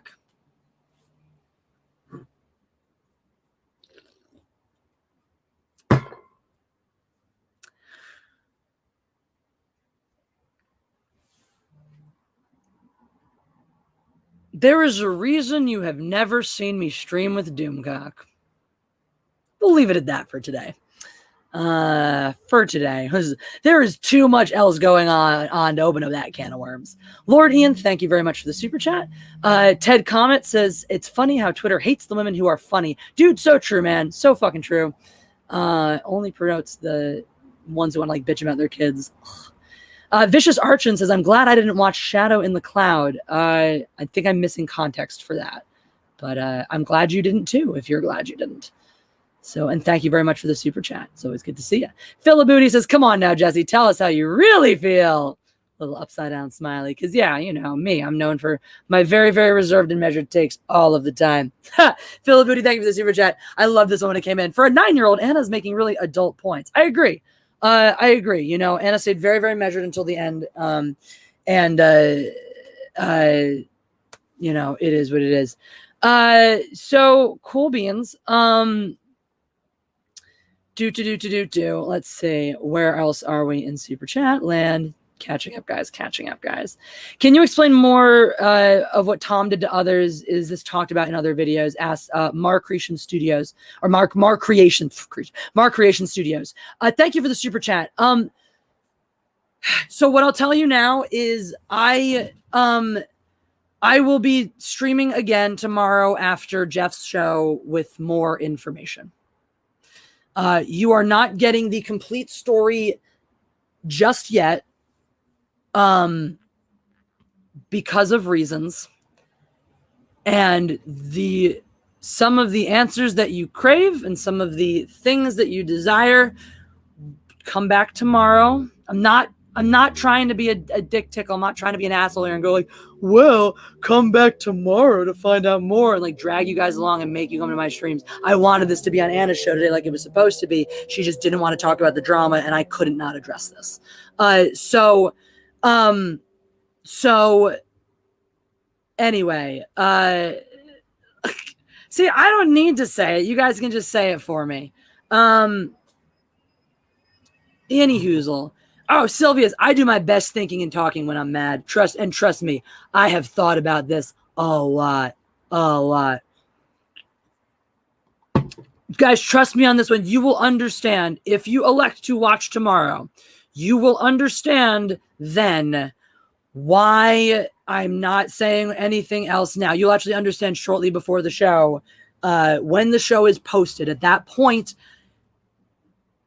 I will be able to tell you more things. Okay? Again, this is what I'm saying. Sources. This is what happens when you have real shit to deal with. I'm not going to fucking tell you a bunch of bullshit and say, this is what's true because my sources told me. No, my sources have all asked me to please respect their knowledge, to please respect the things that they may or may not know, and please respect their desired level of involvement and handle it in a certain way so that their honor and dignity and involvement and lives and livelihood can be protected and handled in the manner that they personally see fit and feel is best for them. That is why I'm being cagey. Okay? That is why I'm being cagey with what I'm revealing now versus what will be talked about tomorrow on Thursday after Jeff's show. All right? After the bullshitters. It will make sense. It will all become clear, not in the Doomcock way where he makes up some bullshit rumor and tells you it will all become clear on this day. And when then that day happens, he has some other new bullshit rumor to distract you from the fact that the shit he said before didn't come true. All right. Not that, like literally, actually, don't take my word for it if you don't want to, but you're here taking my word for it now. If you would like to, there is more information. This is not just mine. This is not mine necessarily to divulge. Okay. If you would like to know more at that time, more will be available for me to divulge. You can trust me, come back and find it out, or you can say you're a fucking liar, no, and then find out through the grapevine later on. That's all. And Blackface Hogan, that is 100% your choice. If that's the opinion, if that's the conclusion that you drew, I am not here to tell you how to feel about any single person, including myself.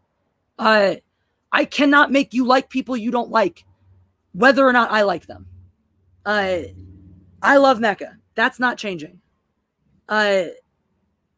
If you don't and you don't want to follow her, that's fine. I'm not going to tell you have to, or fuck you. I'm not going to say, well, you can't watch my channel if you don't watch hers. You got to make up your own mind. You got to make your own decision. So I respect that you've been here listening, listening to everybody and making up your decision, whether or not I agree with your conclusion.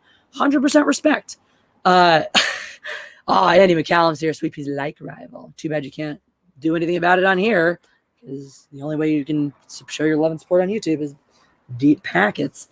Just Prado, I don't want any subs. Actually, I don't give a shit if I have subs or not. I actually stream on another platform that, in case you haven't noticed, I haven't even said the name of, posted the link, or any of that, because I'm not here trying to get subs or do anything. There's a reason that I waited until they were all fucking backed up, and I'm like, well, now I feel like I'm disrespecting you guys by not reading them to get into super chats, because I did not want this to be a look through super chat stream, especially because the first couple, or one or two weren't necessarily on subject. I was like, I don't want to start reading whatever in subjects. I want to talk about what we're here to talk about, and get on the topic. Monkey Jeebus, I got that covered, thank you. But yes, I will very soon. Whatchamahoozle. Yeah. So where were we? Anyway, back to those things. So Mark Creation Studios, if you're still around and if you're still listening, I've said to this point, I think I've put out there about everything that I have to say on the, if you have any more questions too on the Mecca, from what went down with Mecca Tom, my stance, any of that, by all means, I'm all open on that. But when it comes to other people, corroboration, sources, etc., tomorrow night you will know more things. Can we get an overview of who hates who now? Actually, Mick Lally, let me try to sum that up for you in terms of, because again, there's also there are, as we've all seen, there are people who want to be public about things. There are people who want to be uninvolved. So pretty much as far as things have gone, Mecca and Tom had a pretty big, ugly blow up. So if everyone is clamoring and saying Mecca should go live, she's going to go live after this. So I would have her on here with me, but I am going to have to go in a little bit because I actually have drama in another faction of my other work life that I have to go deal with. Otherwise, Mecca, I'd just kick you the link and have you do it right here. But I encourage you all to go listen to what Mecca has to say about it. I encourage you all to go listen to any Midnight Ed streams that are done on the subject to hear what they have to say about it. Everybody's going to have an opinion. Everyone's going to have a take. And you might not get the full picture unless you've gotten every single person's take. Mecca, trust me, I hear you. So fair enough. So in terms of what people know of what's gone on so far, Mecca and Tom had a blow up over disagreements regarding the way Tom has been treating Mecca behind the scenes regarding Midnight's Edge and other things. That became very public on the High Council. So far, I think I'm the only person who's like this publicly throwing my hat in the ring and saying, fuck you, Tom. So that's all I'm at liberty to say in terms of publicly. I'm going to say that Jeff is not involved because he's choosing not to be involved. He's his own man. He's his own person. He conducts his business in a very specific way, and he's going to handle that between the relevant people as he sees fit. It's not for me to talk about that. It's going to be for Jeff to deal with and decide. And so if you want his take, you can certainly ask him about it on his platforms. And but as far as that's concerned, yes, I know where he stands. Yes, I know how he feels. Yes, I know what he's going to do about it. We are a unit and item, and we discuss all these things. He knows how I feel. I know how he is, but I do not represent him, and he does not represent me. So I'm here saying my piece, and when he wants to talk about it, if he chooses to speak about it publicly or privately, he will divulge those things to those people that he sees fit at that time. Anna has just made it very, very, very clear that she does not want anything to fucking do with this. So in that regard, that's the one thing I will say firmly. The only thing I will ask you guys to do is to not involve people who have not publicly made themselves involved. Trust me, everybody who's anybody knows what's going on at this point. Everyone has heard. Everybody knows what's happening. Yes, if you're thinking of them, they know, okay? Everybody's aware. If they're not saying anything, it's for a reason. It's probably because they don't want to pick sides. So if you're in that camp of, hey, I like them both and I don't really want this to become a thing, then extra don't reach out to your favorite creators and try to drag them into this, okay? Because it's not about them. If they're choosing to stay silent, that is their choice. Respect that choice. If they choose to weigh in, respect that. End of story. Now, moving on with more super chats, as he toxic masculinity wants me to get riled up again, so I'm sure we'll get into that. Caesar Jorpin. Thank you, Cesario Japan, for the super chat. Tom and Mecca need to take a week off and refresh. I see that and a lot of that reflected in the chat of, we hope everyone just, comes together and, see ya, yeah. Thank you for showing up. Yeah. And thank you for the love and support. I saw the lovely things you were saying about Anna down in there. So I want to say I really appreciate that and take care, dude. So anyway, guys, it's just using your guitar if we go together. maybe I'll play us out at the end of the stream. Who knows? So where was I on that? So yes. And I know that's going to be the prevailing sentiment because, we don't like it when mommy and daddy fight. We want everyone to get along. Unfortunately, it brings me no joy to be the one to say that this goes deeper than a simple dispute, a simple blow up. This is the fallout from a lot of simmering tension behind the scenes. And this is not going to resolve amicably quickly. Okay. I'm letting you guys know that with full transparency, as not because I wanted to drag on or be ugly or be stupid, but look, we can see how riled and upset Mecca is. I don't think she's looking to be friends with Tom again anytime soon.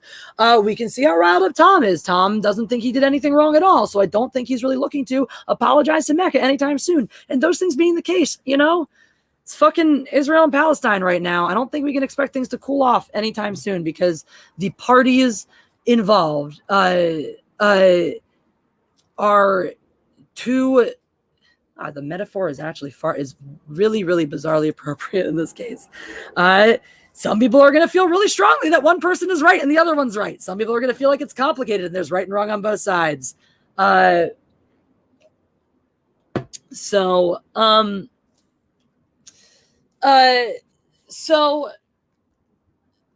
it's whatever. Apologize in the chat for what? The bullshit apology. Oh, I'm sorry that you guys felt that way. I never meant to. Here's the thing. When you preface with, I never did any of that. Oh my God, I never realized I did any of that. Oh, you're being canceled. Then, sorry, I just totally dropped my train of thought because I was reading something in the chat. I never did any of that. I never realized that. Oh my God, now I'm being canceled, and I want to go into the apology. I want to apologizing to everybody. Well, you've never at any point demonstrated any willingness or indication that you know or understand what you're apologizing for. Blackface Hogan, that's not an unreasonable point. That's not an unreasonable point you're making. I'm just specifically responding to somebody who wanted to say that whatchamacallit. I think it's Patrick O'Neill. He doesn't really know that many people. He just likes to tell you that he does. I'm gonna read some super chats because I'm like reading chat, talking, trying to make point, going in a million directions because Matt Deckard said to the pain back when we were digging in deep. Very appropriate.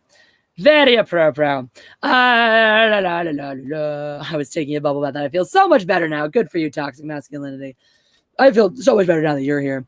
Just Nova says, I'm always on my side, but just sending love and peace. Well, thank you, Just Nova. We appreciate that. And like I said, I'm not here to tell anyone to take sides. Watch who you want to watch, like you want to watch, but fuck Tom. Speak your mind, which I'm doing. Says, hey, Jesse, love you and Jeff. What the fuck did I walk in on? Well, I assume it's been made a little bit more clear since then. Thank you so much for that generous super chat. Really, really appreciate it. Super, super appreciate it.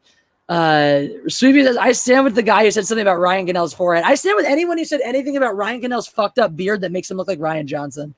That's all I'll say on that.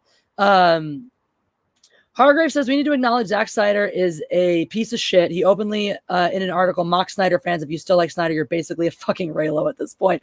Honestly, Hargrave, that's kind of where I'm at with this. That's kind of why I'm not holding Mecca's feet to the fire on this shit. Do I think that she's crossing some lines and saying things that are a little fucked up in the heat of anger because she hates Zack Snyder? Yeah, I wouldn't say those things. If I was really pissed, I probably would, because if I felt the way that Mecca does now, I'd probably be saying those things too. Not feeling exactly that way. I know, Blackface Hogan, dude. You know, do you? I won't take it personally either way. But the thing is that, like, is Zack Snyder is a fuck. He is a giant piece of shit. He did fucking throw Geeks and Gamers completely under the bus, and then just ran his mouth about it.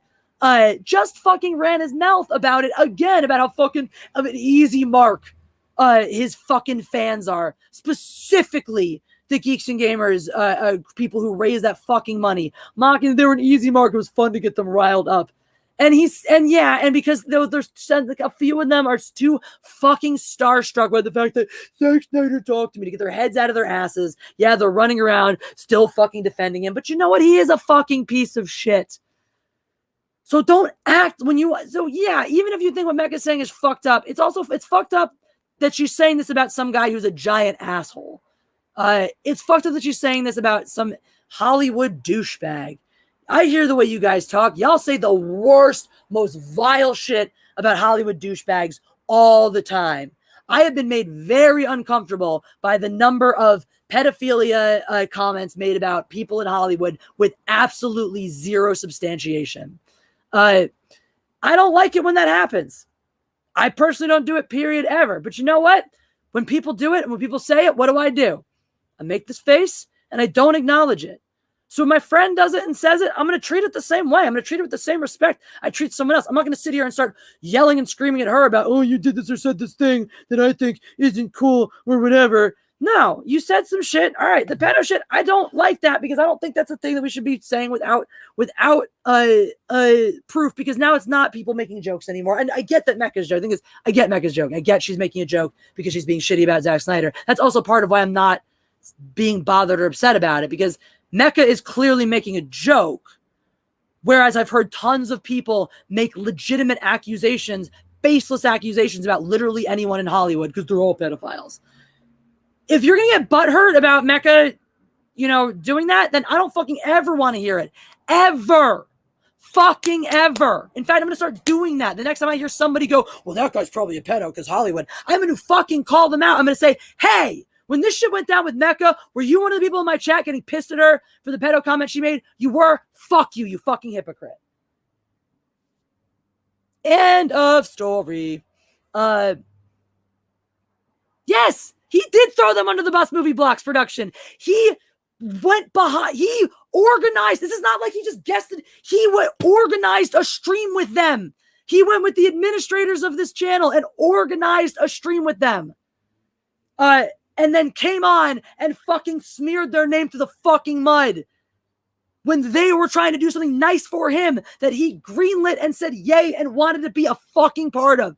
If he wanted to throw their name through the mud on their own fucking, one of their own fucking channels, he did not have to agree to be part of it. Yes, he did throw them under the bus. He could have just never been part of it. If he didn't want to be part of it, he didn't have to get involved. He got involved. The end.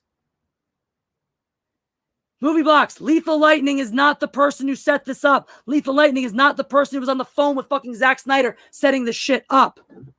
Just because Jeremy didn't put himself publicly on that stream, that doesn't mean he was not involved. Well,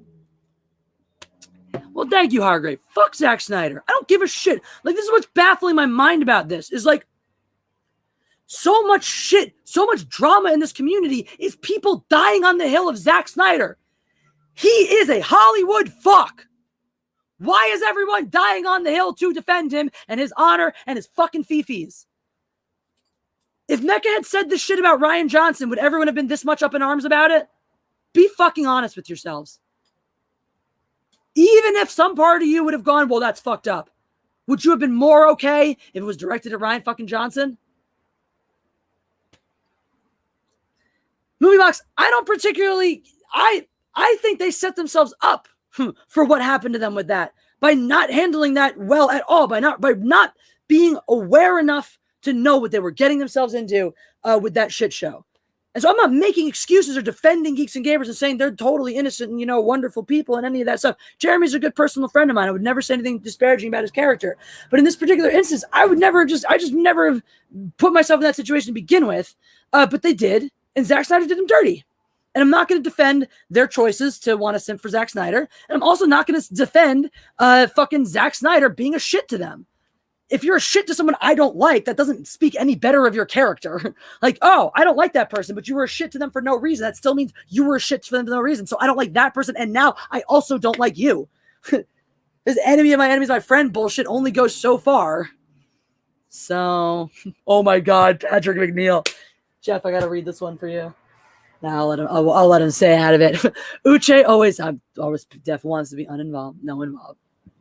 This is just funny to me. Uche always fumbling the football of life. Damn it, Uche. Why, man? Why? It's just funny because football. I do too, Movie Blocks. I do too. All right.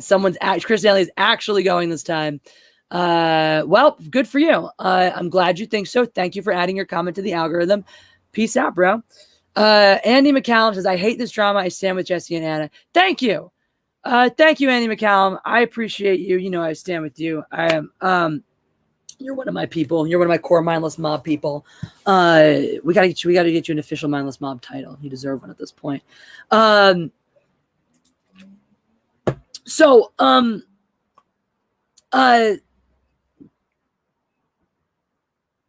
Sorry, reading and talking at the same time. Can't do both. Cannot do both. Cannot do both. Yeah, and the thing is that, like, I know everyone wants the drama to go away. Okay. I'm telling you that Tom brings the drama. You want the drama to go away? Wave bye-bye to Tom. And I'm not here to say anything about Mecca personally, you know, anything I know about her personally as friends, but knowing her the way I do, I don't think that you're going to see nearly as much drama from Mecca if there's not somebody behind the scenes damaging her psyche every fucking day. I mean, when you're trapped in a work environment, and this is part of why this has resonated for me. Part of why this has resonated for me is because what's happening here is it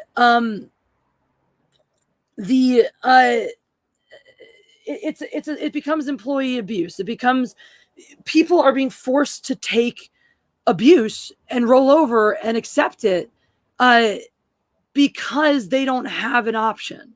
Because when it's been made clear that their choices are accept however Tom treats you or fuck off and get fucked, lose your stature on Midnight's Edge, lose whatever streams you have, lose your reputation, lose any other connections, through Tom.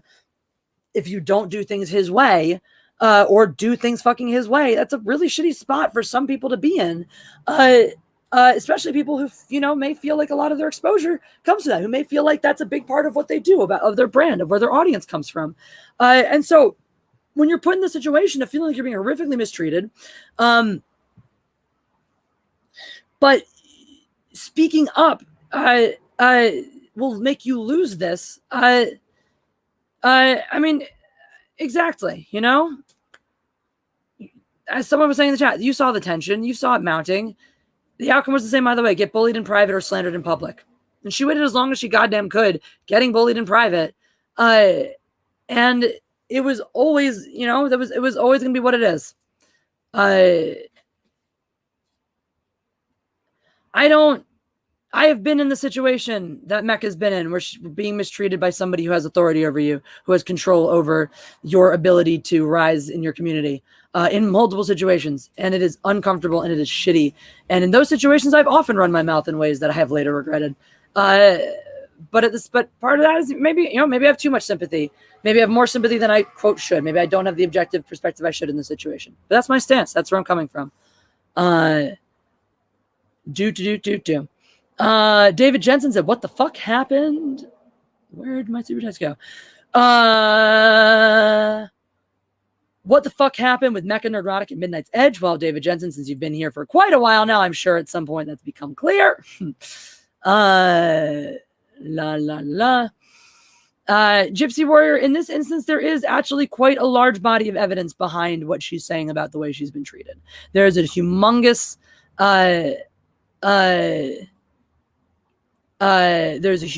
body of evidence. And honestly, like, I'm also seeing, like, what do you want? It's like a rock and a hard place too, because I'm seeing people saying, "Oh, well, you don't have proof. You don't have proof. You don't have proof." And I'm seeing other people trying to rake her over the coals for sharing DMs. Well, do you want proof, or do you want the sanctity of the DM to be respected? Because it's one or the other. If you want proof, well, then we're going to blow up someone's privacy so you guys can see the truth. And in the instance where somebody is actually committing emotional abuse, I don't really think their privacy needs to be respected at that point. So you get one and you get the other. You get Tom's privacy and feelings respected, or you get the truth. And I'm interested in the truth. And that's there. It's out there. She did a whole fucking stream last night. The screenshots are there. And there's more. And here's the thing. Give Mecca a little time. She is very emotional right now because it's an emotional situation. Because it's not easy. There is no stability or settled way where she's just can come down and feel calm and good right now. So yeah, she's a little volatile. So if you want Mecca's side of the story, look, support Mecca right now. Be here for her because she needs you. If you've decided, again, this is not me telling you support Mecca. If you've decided that that's where you land, be here and support her. And when this has settled a little bit, you will get the story A to B to C, all the way down to Z in that order, right? If it seems jumbled right now, it's because you're dealing with somebody who's been very, very badly hurt, who is lashing out of hurt and anger, and who is responding to the fact that she is just getting more hurt heaped upon it as a result. So if it sounds jumbled, if it sounds crazy, if it sounds back and forth, it's because it's coming from a very deep place of hurt. So understand that, respect that fact, and give her a fucking few days, before to let all the pieces slide into place. And again, she's not going to be the only one talking about this. She's not the only person who has questions about Tom's conduct. She's not the only person who has an opinion on what happened. But other people, because this is a big deal. This is a big deal. And so that's why certain people aren't weighing in. It's not because they don't believe Mecca or aren't on her side. For some cases, people aren't weighing in because either they don't want to be involved in the drama, or because they have chosen the way in which they would like to make their involvement or lack thereof known. And it is up to them to do it on their time. So that's that. We're going to read some super chats and I'll direct you on. I know Mecca wants to go live tonight too. So if you guys do want to hear more, you guys are clamoring for her taking her side, go listen to her taking her side. And again, if Midnight's Edge is streaming their take or posting their take, go listen to theirs as well. And the other way I say, the truth is always somewhere in between. You will figure that out for yourselves. You will be able to comb through, read between the lines, and find out what is true for your own self, or find out what your truth is. Find out the truth you decide to go with, and which one's going to work for you moving forwards. You're a fan in the sphere. You're part of this community. It is up to you to decide how to engage with it moving forward. It's not up to me or Mecca or Tom or anyone else to tell you who to stream with, who to listen to, who to believe. I can tell you who I listen to. I can tell you who I believe, and you can make your decisions based on that. Gypsy Warrior says, I think Snyder was smeared by haters of his. Yeah, but he also ran his mouth like a dumb, all by himself. And sure, haters did shit. Haters gonna hate, but Zack Snyder said a lot of dumb shit. He put in his mouth, his foot in his mouth a lot. And you know what? Maybe he's just too fucking stupid to do any better than that. And that's fine, but I don't have to be understanding about his fucking stupidity. His mental deficiencies are not my fucking problem. La la la la la la. Alrighty. So, Timmy Silverado, I do hope you're still here. Did you get the Ernest DVD? Yes! Oh my god. I've actually been meaning to send a picture of it to Richard. I gotta find where we put it. And I've been meaning to hold. I was so I think I pulled it up on one of my LIVIT streams. Dude, okay, for anyone who was there for this amazing stream, the night before the Oscars, I got together with Richard Chu, my friend Lindsay Scott, and Jeff, and we had this fucking 4.5-hour panel about the Oscar movies, Oscar nominations, and all this shit. And we were talking about like, oh, okay, what movies do you think deserved awards that didn't get it? And the chat went hard on like somebody, a good old Jim Varney in the chat was plugging for Ernest Goes to Jail as the biggest Oscar oversight, and the entire chat got on fucking board with it. And then I received a copy of Ernest Goes to Jail on Blu-ray in the mail. So yes, I did receive it, and yes, I'm actually, when we're settled in our new place, Jeff and I are going to do an Ernest Goes to Jail drunk. That'll be the next drunk watch on Miles Entertainment. Will be Ernest Goes to Jail. Thank you for always taking the joke exactly as far as it needs to go. You guys, the mindless mob, you guys are the fucking best, and I love you. Demi Moore's tapeworm says, damn, this is awkward. Sorry, Jess. Not as awkward as it is for you to be Demi Moore's tapeworm. So thank you for the super chat. Jonathan Hurst says, I never liked Tom. He yelled at me on a high council once. Fuck him. Wait, Jonathan, you're the one who sent the super chat for me to kiss Jeff on the cheek, right? Confirm or deny. Because if I'm remembering that correctly, then fuck Tom extra, because you are like one of the catalysts for Jeff and I getting together. So double extra fuck Tom. He does not get to be mean to you. Screw that. Ernest saves Christmas. How is Shapancake? Shapancake is napping very happily after his very traumatic morning in which he was being a little shit, knocking everything down. This cat has knocked the TV that sits at the foot of our bed down onto us. And it is like very stably sat there. Anyhoozle. After waking us up repeatedly and breaking a plate, he went into timeout in the cat carrier for about like 5 fucking minutes, and then until he cried too much, and then we let him out, and he was appropriately sad and felt like everybody hated him, and oh, poor me for a few hours, and then was back to his regular self. But he hasn't been bad, so I think it actually does work.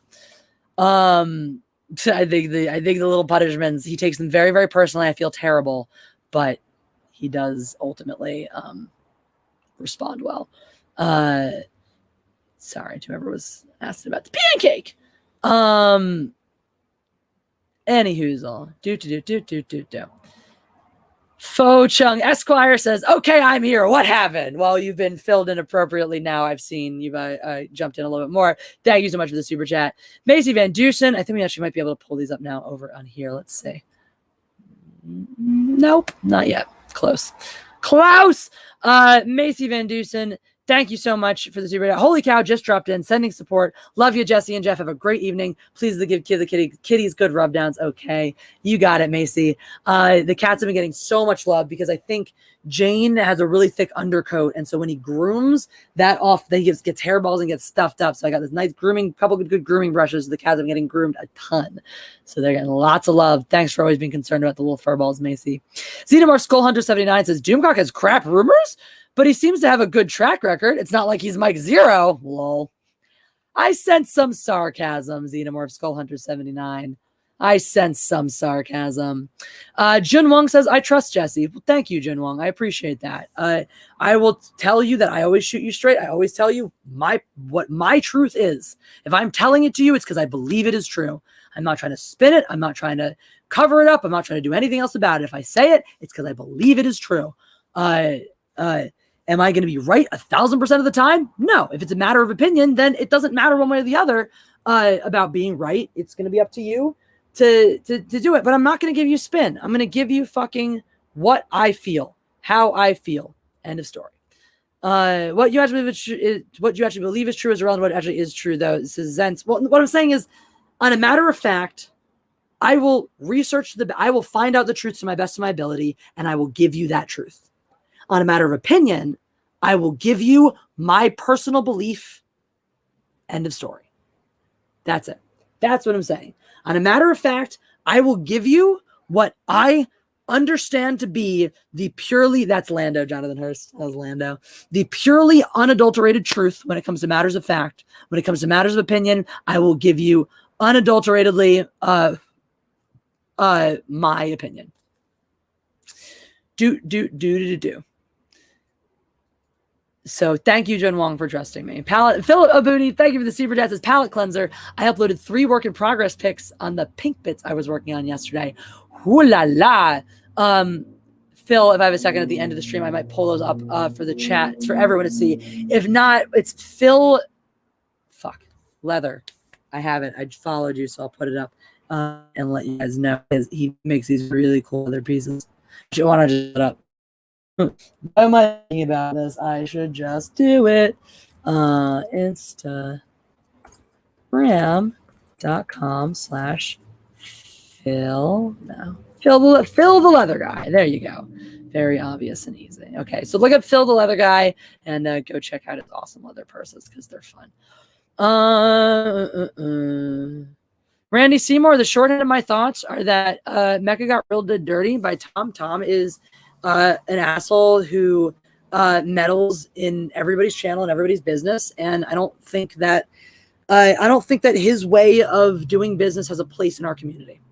If he wants to do business a different way and not so drama and do things, and the thing is, as a human being, I don't know. You guys are gonna have to hear more about what shakes down and make your decisions about that. You know, my problems right now are with the way he does business.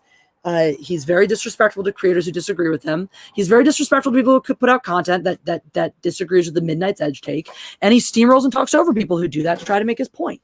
He tries to hijack every stream he's on to promote Midnight's Edge and the shit that he wants to talk about. And it's been getting worse and uncomfortable. Bill Thompson, here's a question I have for you though. At what point does rejecting cancel culture become just accepting every shithead that passes through? Because I'm not canceling. Like, if someone is an unrepentant asshole and they have treated you and everybody you know like shit, if every one of you guys come out and go, hey, this guy treated us all like shit, and then no one wants to hang out with him anymore, that's not him getting canceled. That's him being an asshole and finding out that the consequences of being an asshole are that nobody wants to be your friend. That's what's happening. Tom is just finding out that the fact that he's gone unchecked as an asshole for this long is not because people just accepted what he did and stopped fighting him because they didn't care anymore. It's because people just decided he was an asshole. There was not much they can do about it because he was around everywhere. So there you go. Bill Thompson, I didn't act out on it either, but somebody that I know, like, and care about did. And other people have been affected by this and feel strongly about needing to talk about it, which is why I am now here. I'm lashing out and being shitty about it because of the way Tom has been handling it, because of the fact that Tom immediately started harassing me last night and other people that I know, wanting to control the narrative, wanting to tell everybody how to make it feel. No, Bill Thompson, it cannot be totally private, and it should not be totally private at this point because he's not letting it be totally private. Because he is trying to control the spin. Going out publicly and lying and saying, we never did these things, this isn't it, this isn't that. That is Tom making it public. And if he is going to publicly lie about the things that he is being accused of doing, he is the one making it public. So for us to just roll over and allow him to continue to lie about the way he treats people and continue to lie about the things he has or hasn't said and has or hasn't done, Bill Thompson, he has made statements publicly on Midnight's Edge After Dark.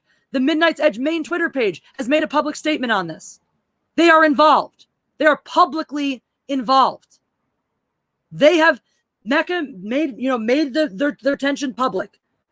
They chose to engage publicly. To just ignore that is to just let them win. It's to do exactly what Tom likes, which is to fucking bully everybody until they just roll over and go, okay, well, I'm just not getting involved, I'm not fighting. The reason we're all here standing up and saying something now is because everyone's going, I'm fucking sick of just every single time Tom throws a temper tantrum and bullies someone and treats someone like shit, of the result being, oh, we'll just deal with it. because it's easier than trying to talk to him, and it's easier than trying to deal with it. Because Bill Thompson, we have talked to him privately. We have dealt with this privately. It's the best that we possibly can. People have had conversations with him.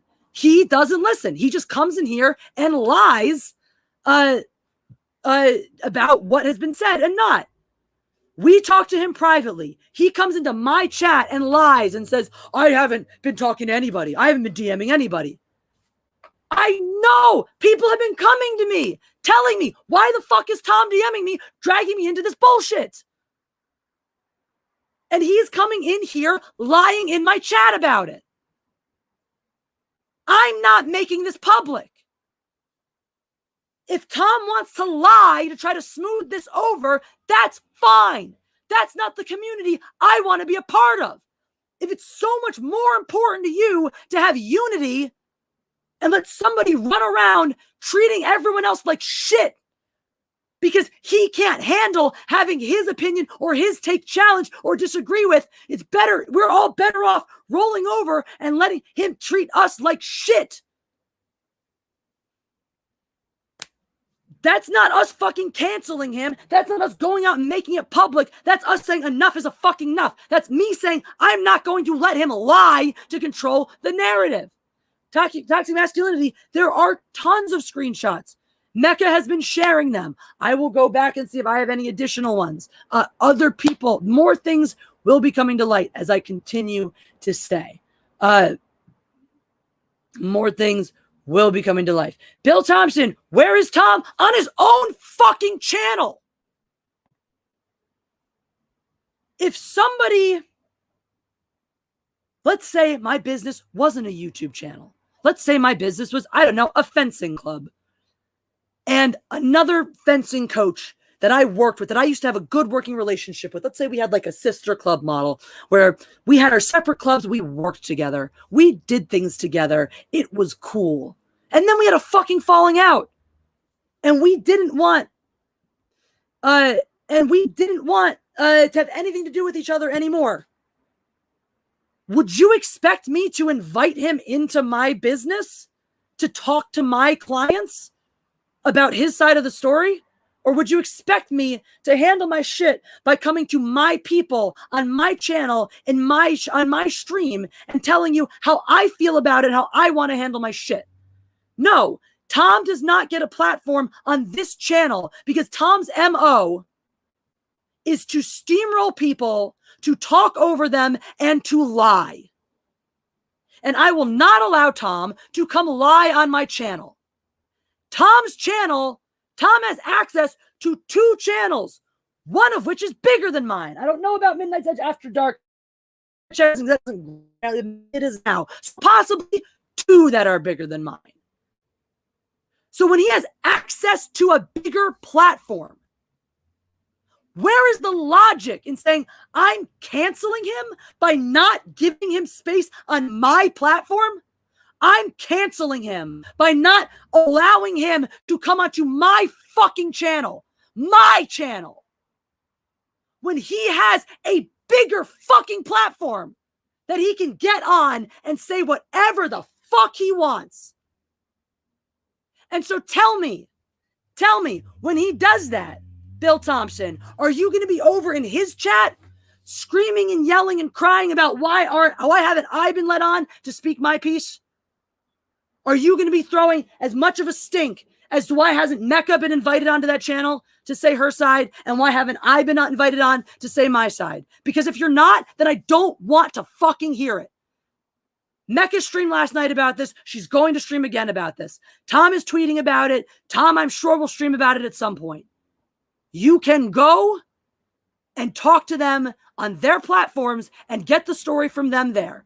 Yes, Bill Thompson, you've seen how I treat others on my platform. Like Richard fucking Chu, the fucking guy who won a fucking Academy Award for fucking editing Star Wars and likes me so fucking much that he suggested coming on to do a fucking live stream and sat through 4.5 fucking hours of it.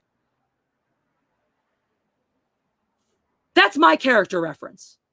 The guy who fucking made Star Wars. The person who fucking sat down and cut together Han and Luke shooting down TIE fighters after they escaped from the fucking Death Star. That's my character reference. That's my character witness. That's my reference. Those are the kinds of people who want to come on my channel and stream with me. That's a person who reaches out to me and says, I'd like to stream with you because of the way that I treat him. Because I treat him with the respect that he deserves as an incredible pillar of the filmmaking community who has given us incredible things. But that's fine. That's fine. So you go and tell me, you want sources? Who has Tom talked to in the industry who is more important and has had a bigger hand in what we love than the guy who one of the people who has an Academy Award for fucking editing Star Wars? And there's a reason that I haven't said all this. This is a reason I don't sit here and didn't spend this whole time being buttered and me, Richard Chu, using my channel and rubbing that in everyone's fucking face before. Because I don't care if you respect me for that or not. I don't care if you come to my channel and watch those videos or not. They're great. They're awesome. It's an incredible opportunity to get to hear somebody speak this candidly about his incredible career. And that's awesome. If you want to choose to take advantage of that opportunity or not, you do that.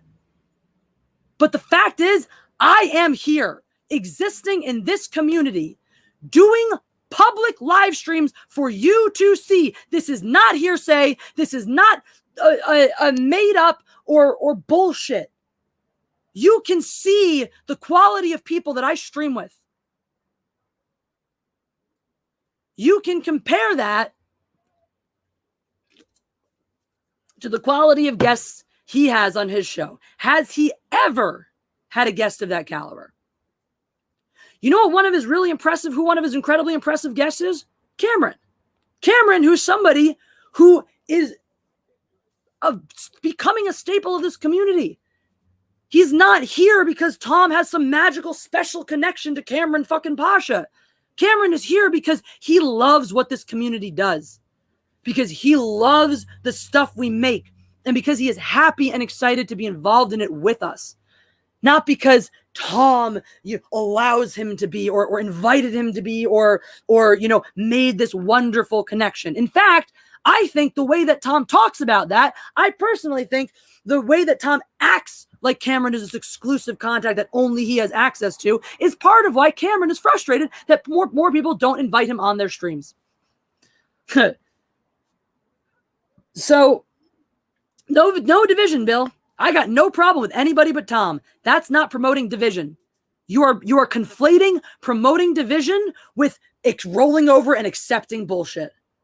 If someone comes into my house and causes problems, they can leave. Allowing Tom to remain as part of what I do on YouTube would be promoting division. Because I'm allowing somebody that I know creates conflict, that I know creates drama, and that I know mistreats people that he works with to continue to work with me and to continue to work in my sphere. Not in my sphere, obviously. You can work I don't mean the fandom metas. No, I don't have the authority to kick anybody out of anything anywhere. The only thing I have the authority to do is say, I don't like Tom and don't want to stream with him.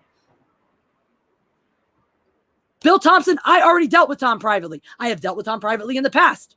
I began attempting to deal with Tom privately last night.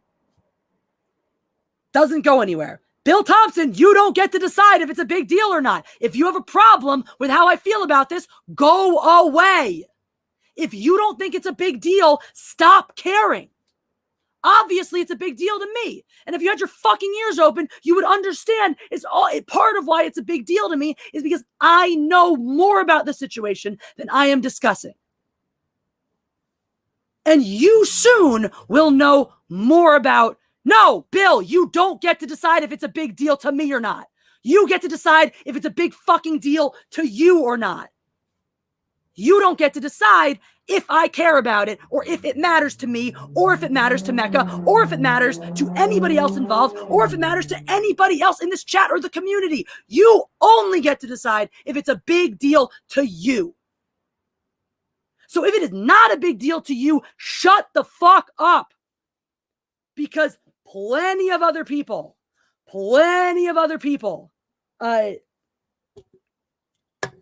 feel differently.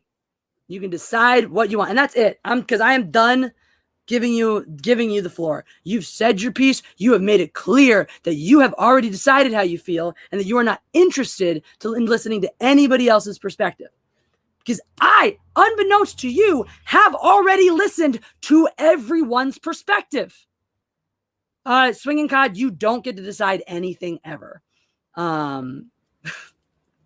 He just decided. No, wait. You don't get to decide anything for anybody except for Shit Pancake. You can make all the decisions for Shit Pancake and Dion, and that's it. And you can make 50% of the decisions for yourself. So, any hoozle. Yeah, but Bill Thompson, sometimes when something is that one-sided, it's because everyone just suddenly realizes it's because, I don't know, maybe the person who is creating the problems has purposefully kept everyone divided on purpose so they wouldn't realize who the actual problem was. And maybe when it's so one-sided, it's because all of those people suddenly, for over certain catalysts, realize, wait a second, he did that to me. Wait, he did that to me too. Wait, he did that to me too. Wait, he did that to me too. And now we're all here going, yeah, I had the exact same thing. Once again, when Regina George is victimized, is she being victimized in that gym, right? When the question is asked, who has ever been personally victimized by Regina George? And the entire gym raises their hand. Are they being mean and evil? Are they being one-sided? Should they have just let her continue to get her way to just smooth things over and not create drama? Because sorry, but Tom is Regina George, and this is his metaphorical bus. That's what this is. This is not canceling. This is not some evil whatever. This is not whatever. This is, hey, you're a dick. Sometimes when you're a dick, you get hit by a metaphorical bus. Don't play in traffic.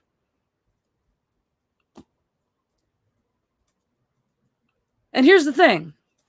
I have been this vicious about people. I have been this vicious about people many, many, many times before.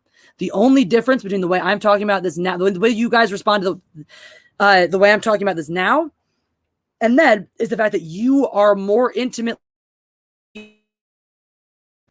that I'm talking about. And so you may have some more goodwill related to him. If you were equally familiar with some of the other channels that I have put on blast in the past, you may not feel as one-sided about those as I did or you did at the time. So there's that. No, Bill Thompson, he did not do this to you because you don't know. He did not have the access to you to do this to you. He did, unless he's DMing you and calling you and you're having private phone conversations with him all the fucking time, then he did not do to you what we're talking about. Then you do not understand. Then you are not talking about the same thing.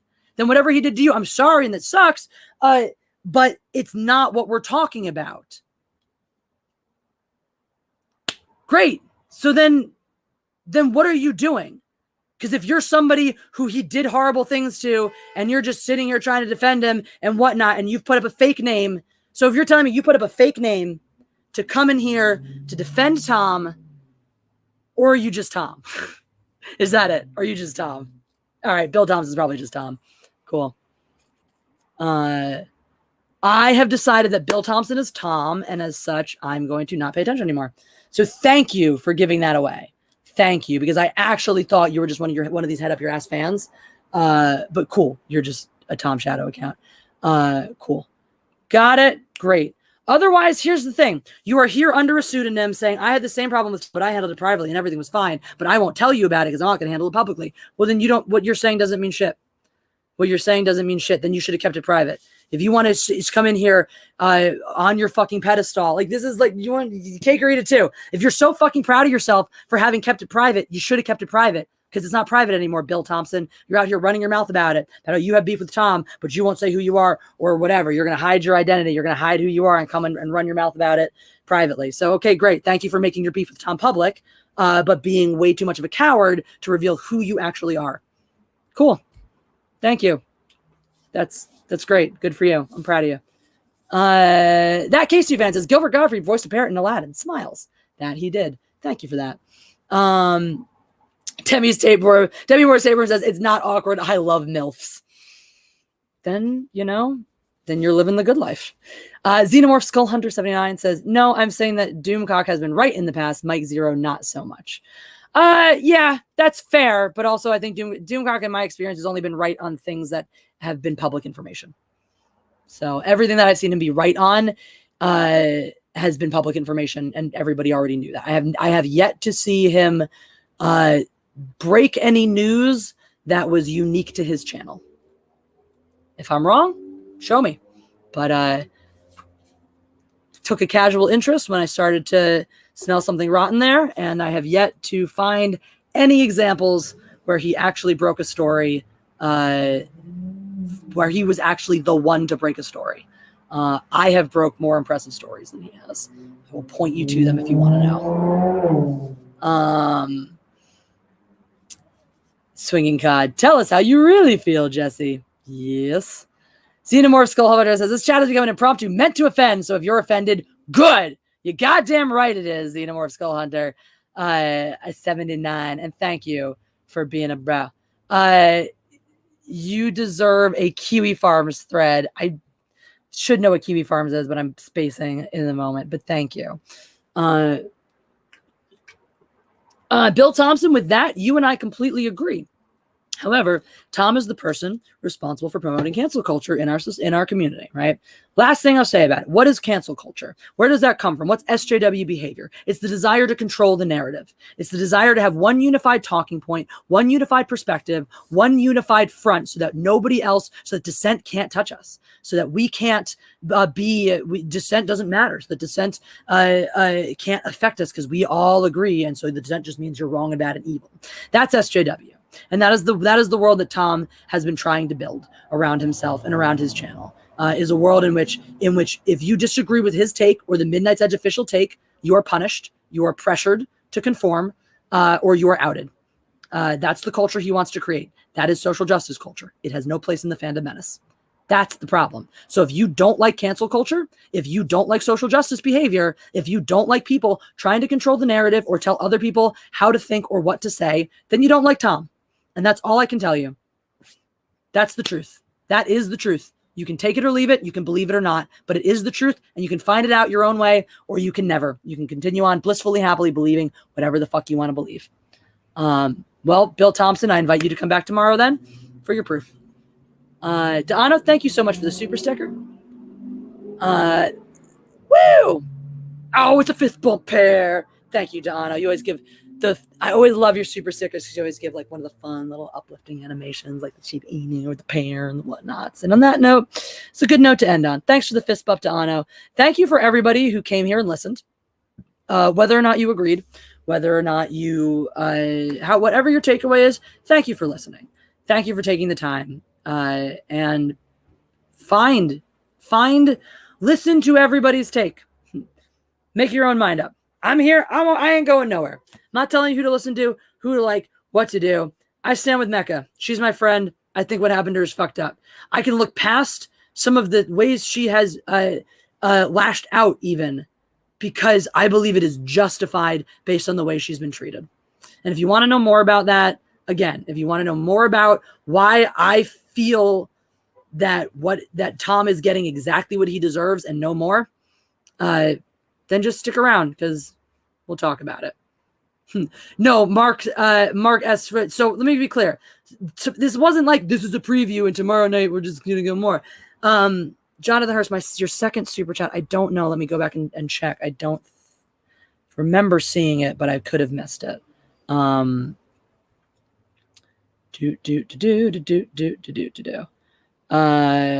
So Jonathan Hurst, I got the one that said, I never liked Tom. He yelled at me on a high council once. That was the first one I got from you. And I do not see a second one. Oh, yep, here it is. Oh, ha! No, there it is. Asked Jeff to invite Cecil to take Tom's place. Oh, wow. Oh, I actually missed a bunch of super chats in here. I'm so sorry. I skipped over a bunch in here. I missed Matt Bush's. Thank you so much, Matt Bush, for the super chat. I can't wait to see you again, my dude. Hopefully, Summer Nationals. This is my new. I'm just like in this like chill mode. Summer Nationals, it'll happen. And yes, Jonathan, there you go. The thing skipped and it skipped over these ones. And I also read Fochong Esquire says I've seen Tom being a jerk to Rob several times. So I'll read those both and address those both. Jonathan Hurst. I mean, everyone loves Cecil everywhere and always. In regards to any of that stuff, not my business.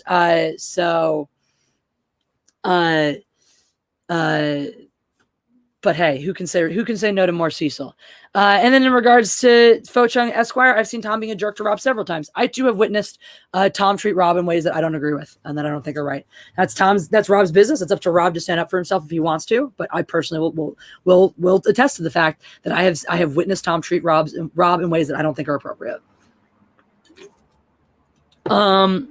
Tight. And then finally we got Jan of Arc. Oh, Joan of Arc. I can read. I'm like, Joan of Arc sends us the kitty cat. Yeah. Oh, it's a Shiba Inu practicing the punches to go to battle. Happy Shiba Inu, ready to karate chop a bitch. Jen, your bitch cutting skills may come in handy later. Any hoozle. So. Yeah, I mean, Cecil is love. Cecil is life. Just put Cecil. Replace everybody with Cecil. Just clone Cecil and replace everyone. Zens, put your energy into supporting Mecha instead. That's, you guys want positive. You want change. You want good things. Support the people who need it right now. And if you didn't fall into Team Mecha and all this, that's fine. That's cool, but listen to everyone's take. Listen to the full scoop. Just Nova says there are channels who bring the creators in and want to tell their stories, and then there are those like the National Esquire and Star, something to read while waiting to check out. Exactly right, Just Nova. Exactly right. I am always going to be a channel who is interested in. I don't know, like some of them. Sometimes I'm going to be that fluff channel when I'm sitting here ranting and raving. I fall a little more into that fluff piece. You're fluffy. Oh, let's come for the drama. But when I invite a creator on here, it's because I want them to be on here to showcase who they are and what they do. Any hoozle. Thank you again. I'm gonna have to run. Please, guys, if Mecha is gonna jump on and stream it a little bit. So when she does that, I encourage you all to go listen to her side of the story. I encourage you to ask any questions that you have. I'm not saying you have to go and be nice and love her and support her. If you still have questions, ask her questions. Ask her the hard questions. All right. But most of you guys were really respectful to me here, even when you got testy and whatnot. No one was really shitty or insulting and whatnot. So I really appreciate you all for that. Even you, Bill Thompson, even when I think you're dead ass wrong. But so give her the same courtesy. Give her the same courtesy. Heated, whatever, intense, that's fine. But I don't name call, and I don't expect anyone else to be doing that. We are bigger than that. We are better than that. And yes, as Mega said, Tom will not be invited. So don't ask her to invite him on. He's not getting a platform there. He's not getting a platform here. If you want Tom's take, you need to go to Tom to get his take. Okay, Tom or anyone else who wants to invite Tom on their channel, go there for Tom's take. We do not want to talk to Tom. Tom has been shitty to us. It's like the whole business. Like when someone does you dirty, you don't want to go and. Why do you want to give them a platform? Why do you want to go let them continue to be shitty to you? Anyway. Zombie Armor. I'm calling Tom names. That's different. I'm calling Tom names. But, I'm directly involved. We're all calling each other names. I'm saying I'm not calling you guys names like Bill Thompson, right? See, even there, even here.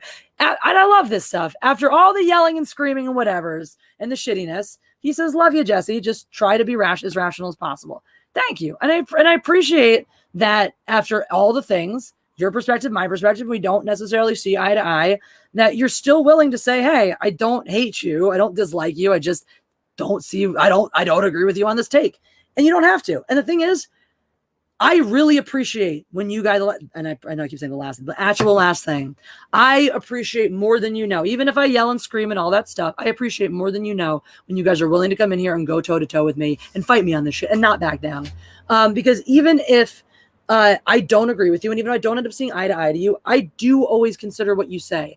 And even if it doesn't seem like it in the moment, I guarantee you, whatever you said is going to kick around in my head a lot more probably after the fact than it is in the moment. And I'm going to consider that. And it may change my take going forward. It may change my opinion going forward. It certainly, at the very least, will change my approach going forwards because it helps me better understand the people who disagree. It helps me better understand the people who don't see eye to eye with me, because I don't immediately assume that if you disagree with me or if you don't see eye to eye on my perspective, that you're my enemy. I assume that you are a person who has had a different experience than me and that I will learn something by finding out your experience. So thank you, Bill Thompson, for staying in the fight with me. Zens, you clearly just want to fight somebody. So anytime you want to go, dude, but careful what you wish for. You can come out to Australia and you can be one of the warm-up fights for the Lethal Lightning prize fight. So that's that. I get to go deal with more fun now. I love you. I'll fight you too, Sweet Pea. Oh my God, I would so love to do like a friendly sparring match with you. That'd be hilarious. Sitting now. But for now, guys, again, thank you for watching. Thank you for listening. Just go gather the information you need to gather. And do not bring this to people who have not, if somebody has not made it clear, has not thrown their lot in with this, do not bring it to their doorstep. If they want to be involved, they will choose to be involved, and how and when. Anna does not want to be involved in this very, very clearly, as she's made clear. And as for everybody else, they will make it clear if they want to be involved and how and when. And some of those people will make that clear tomorrow night after the bullshitters on my channel. Thank you for the super chat, Phil Booty. Later. Thank you for being an awesome supporter of the channel, of the Mindless Mob. I will see you guys all soon. God Empress.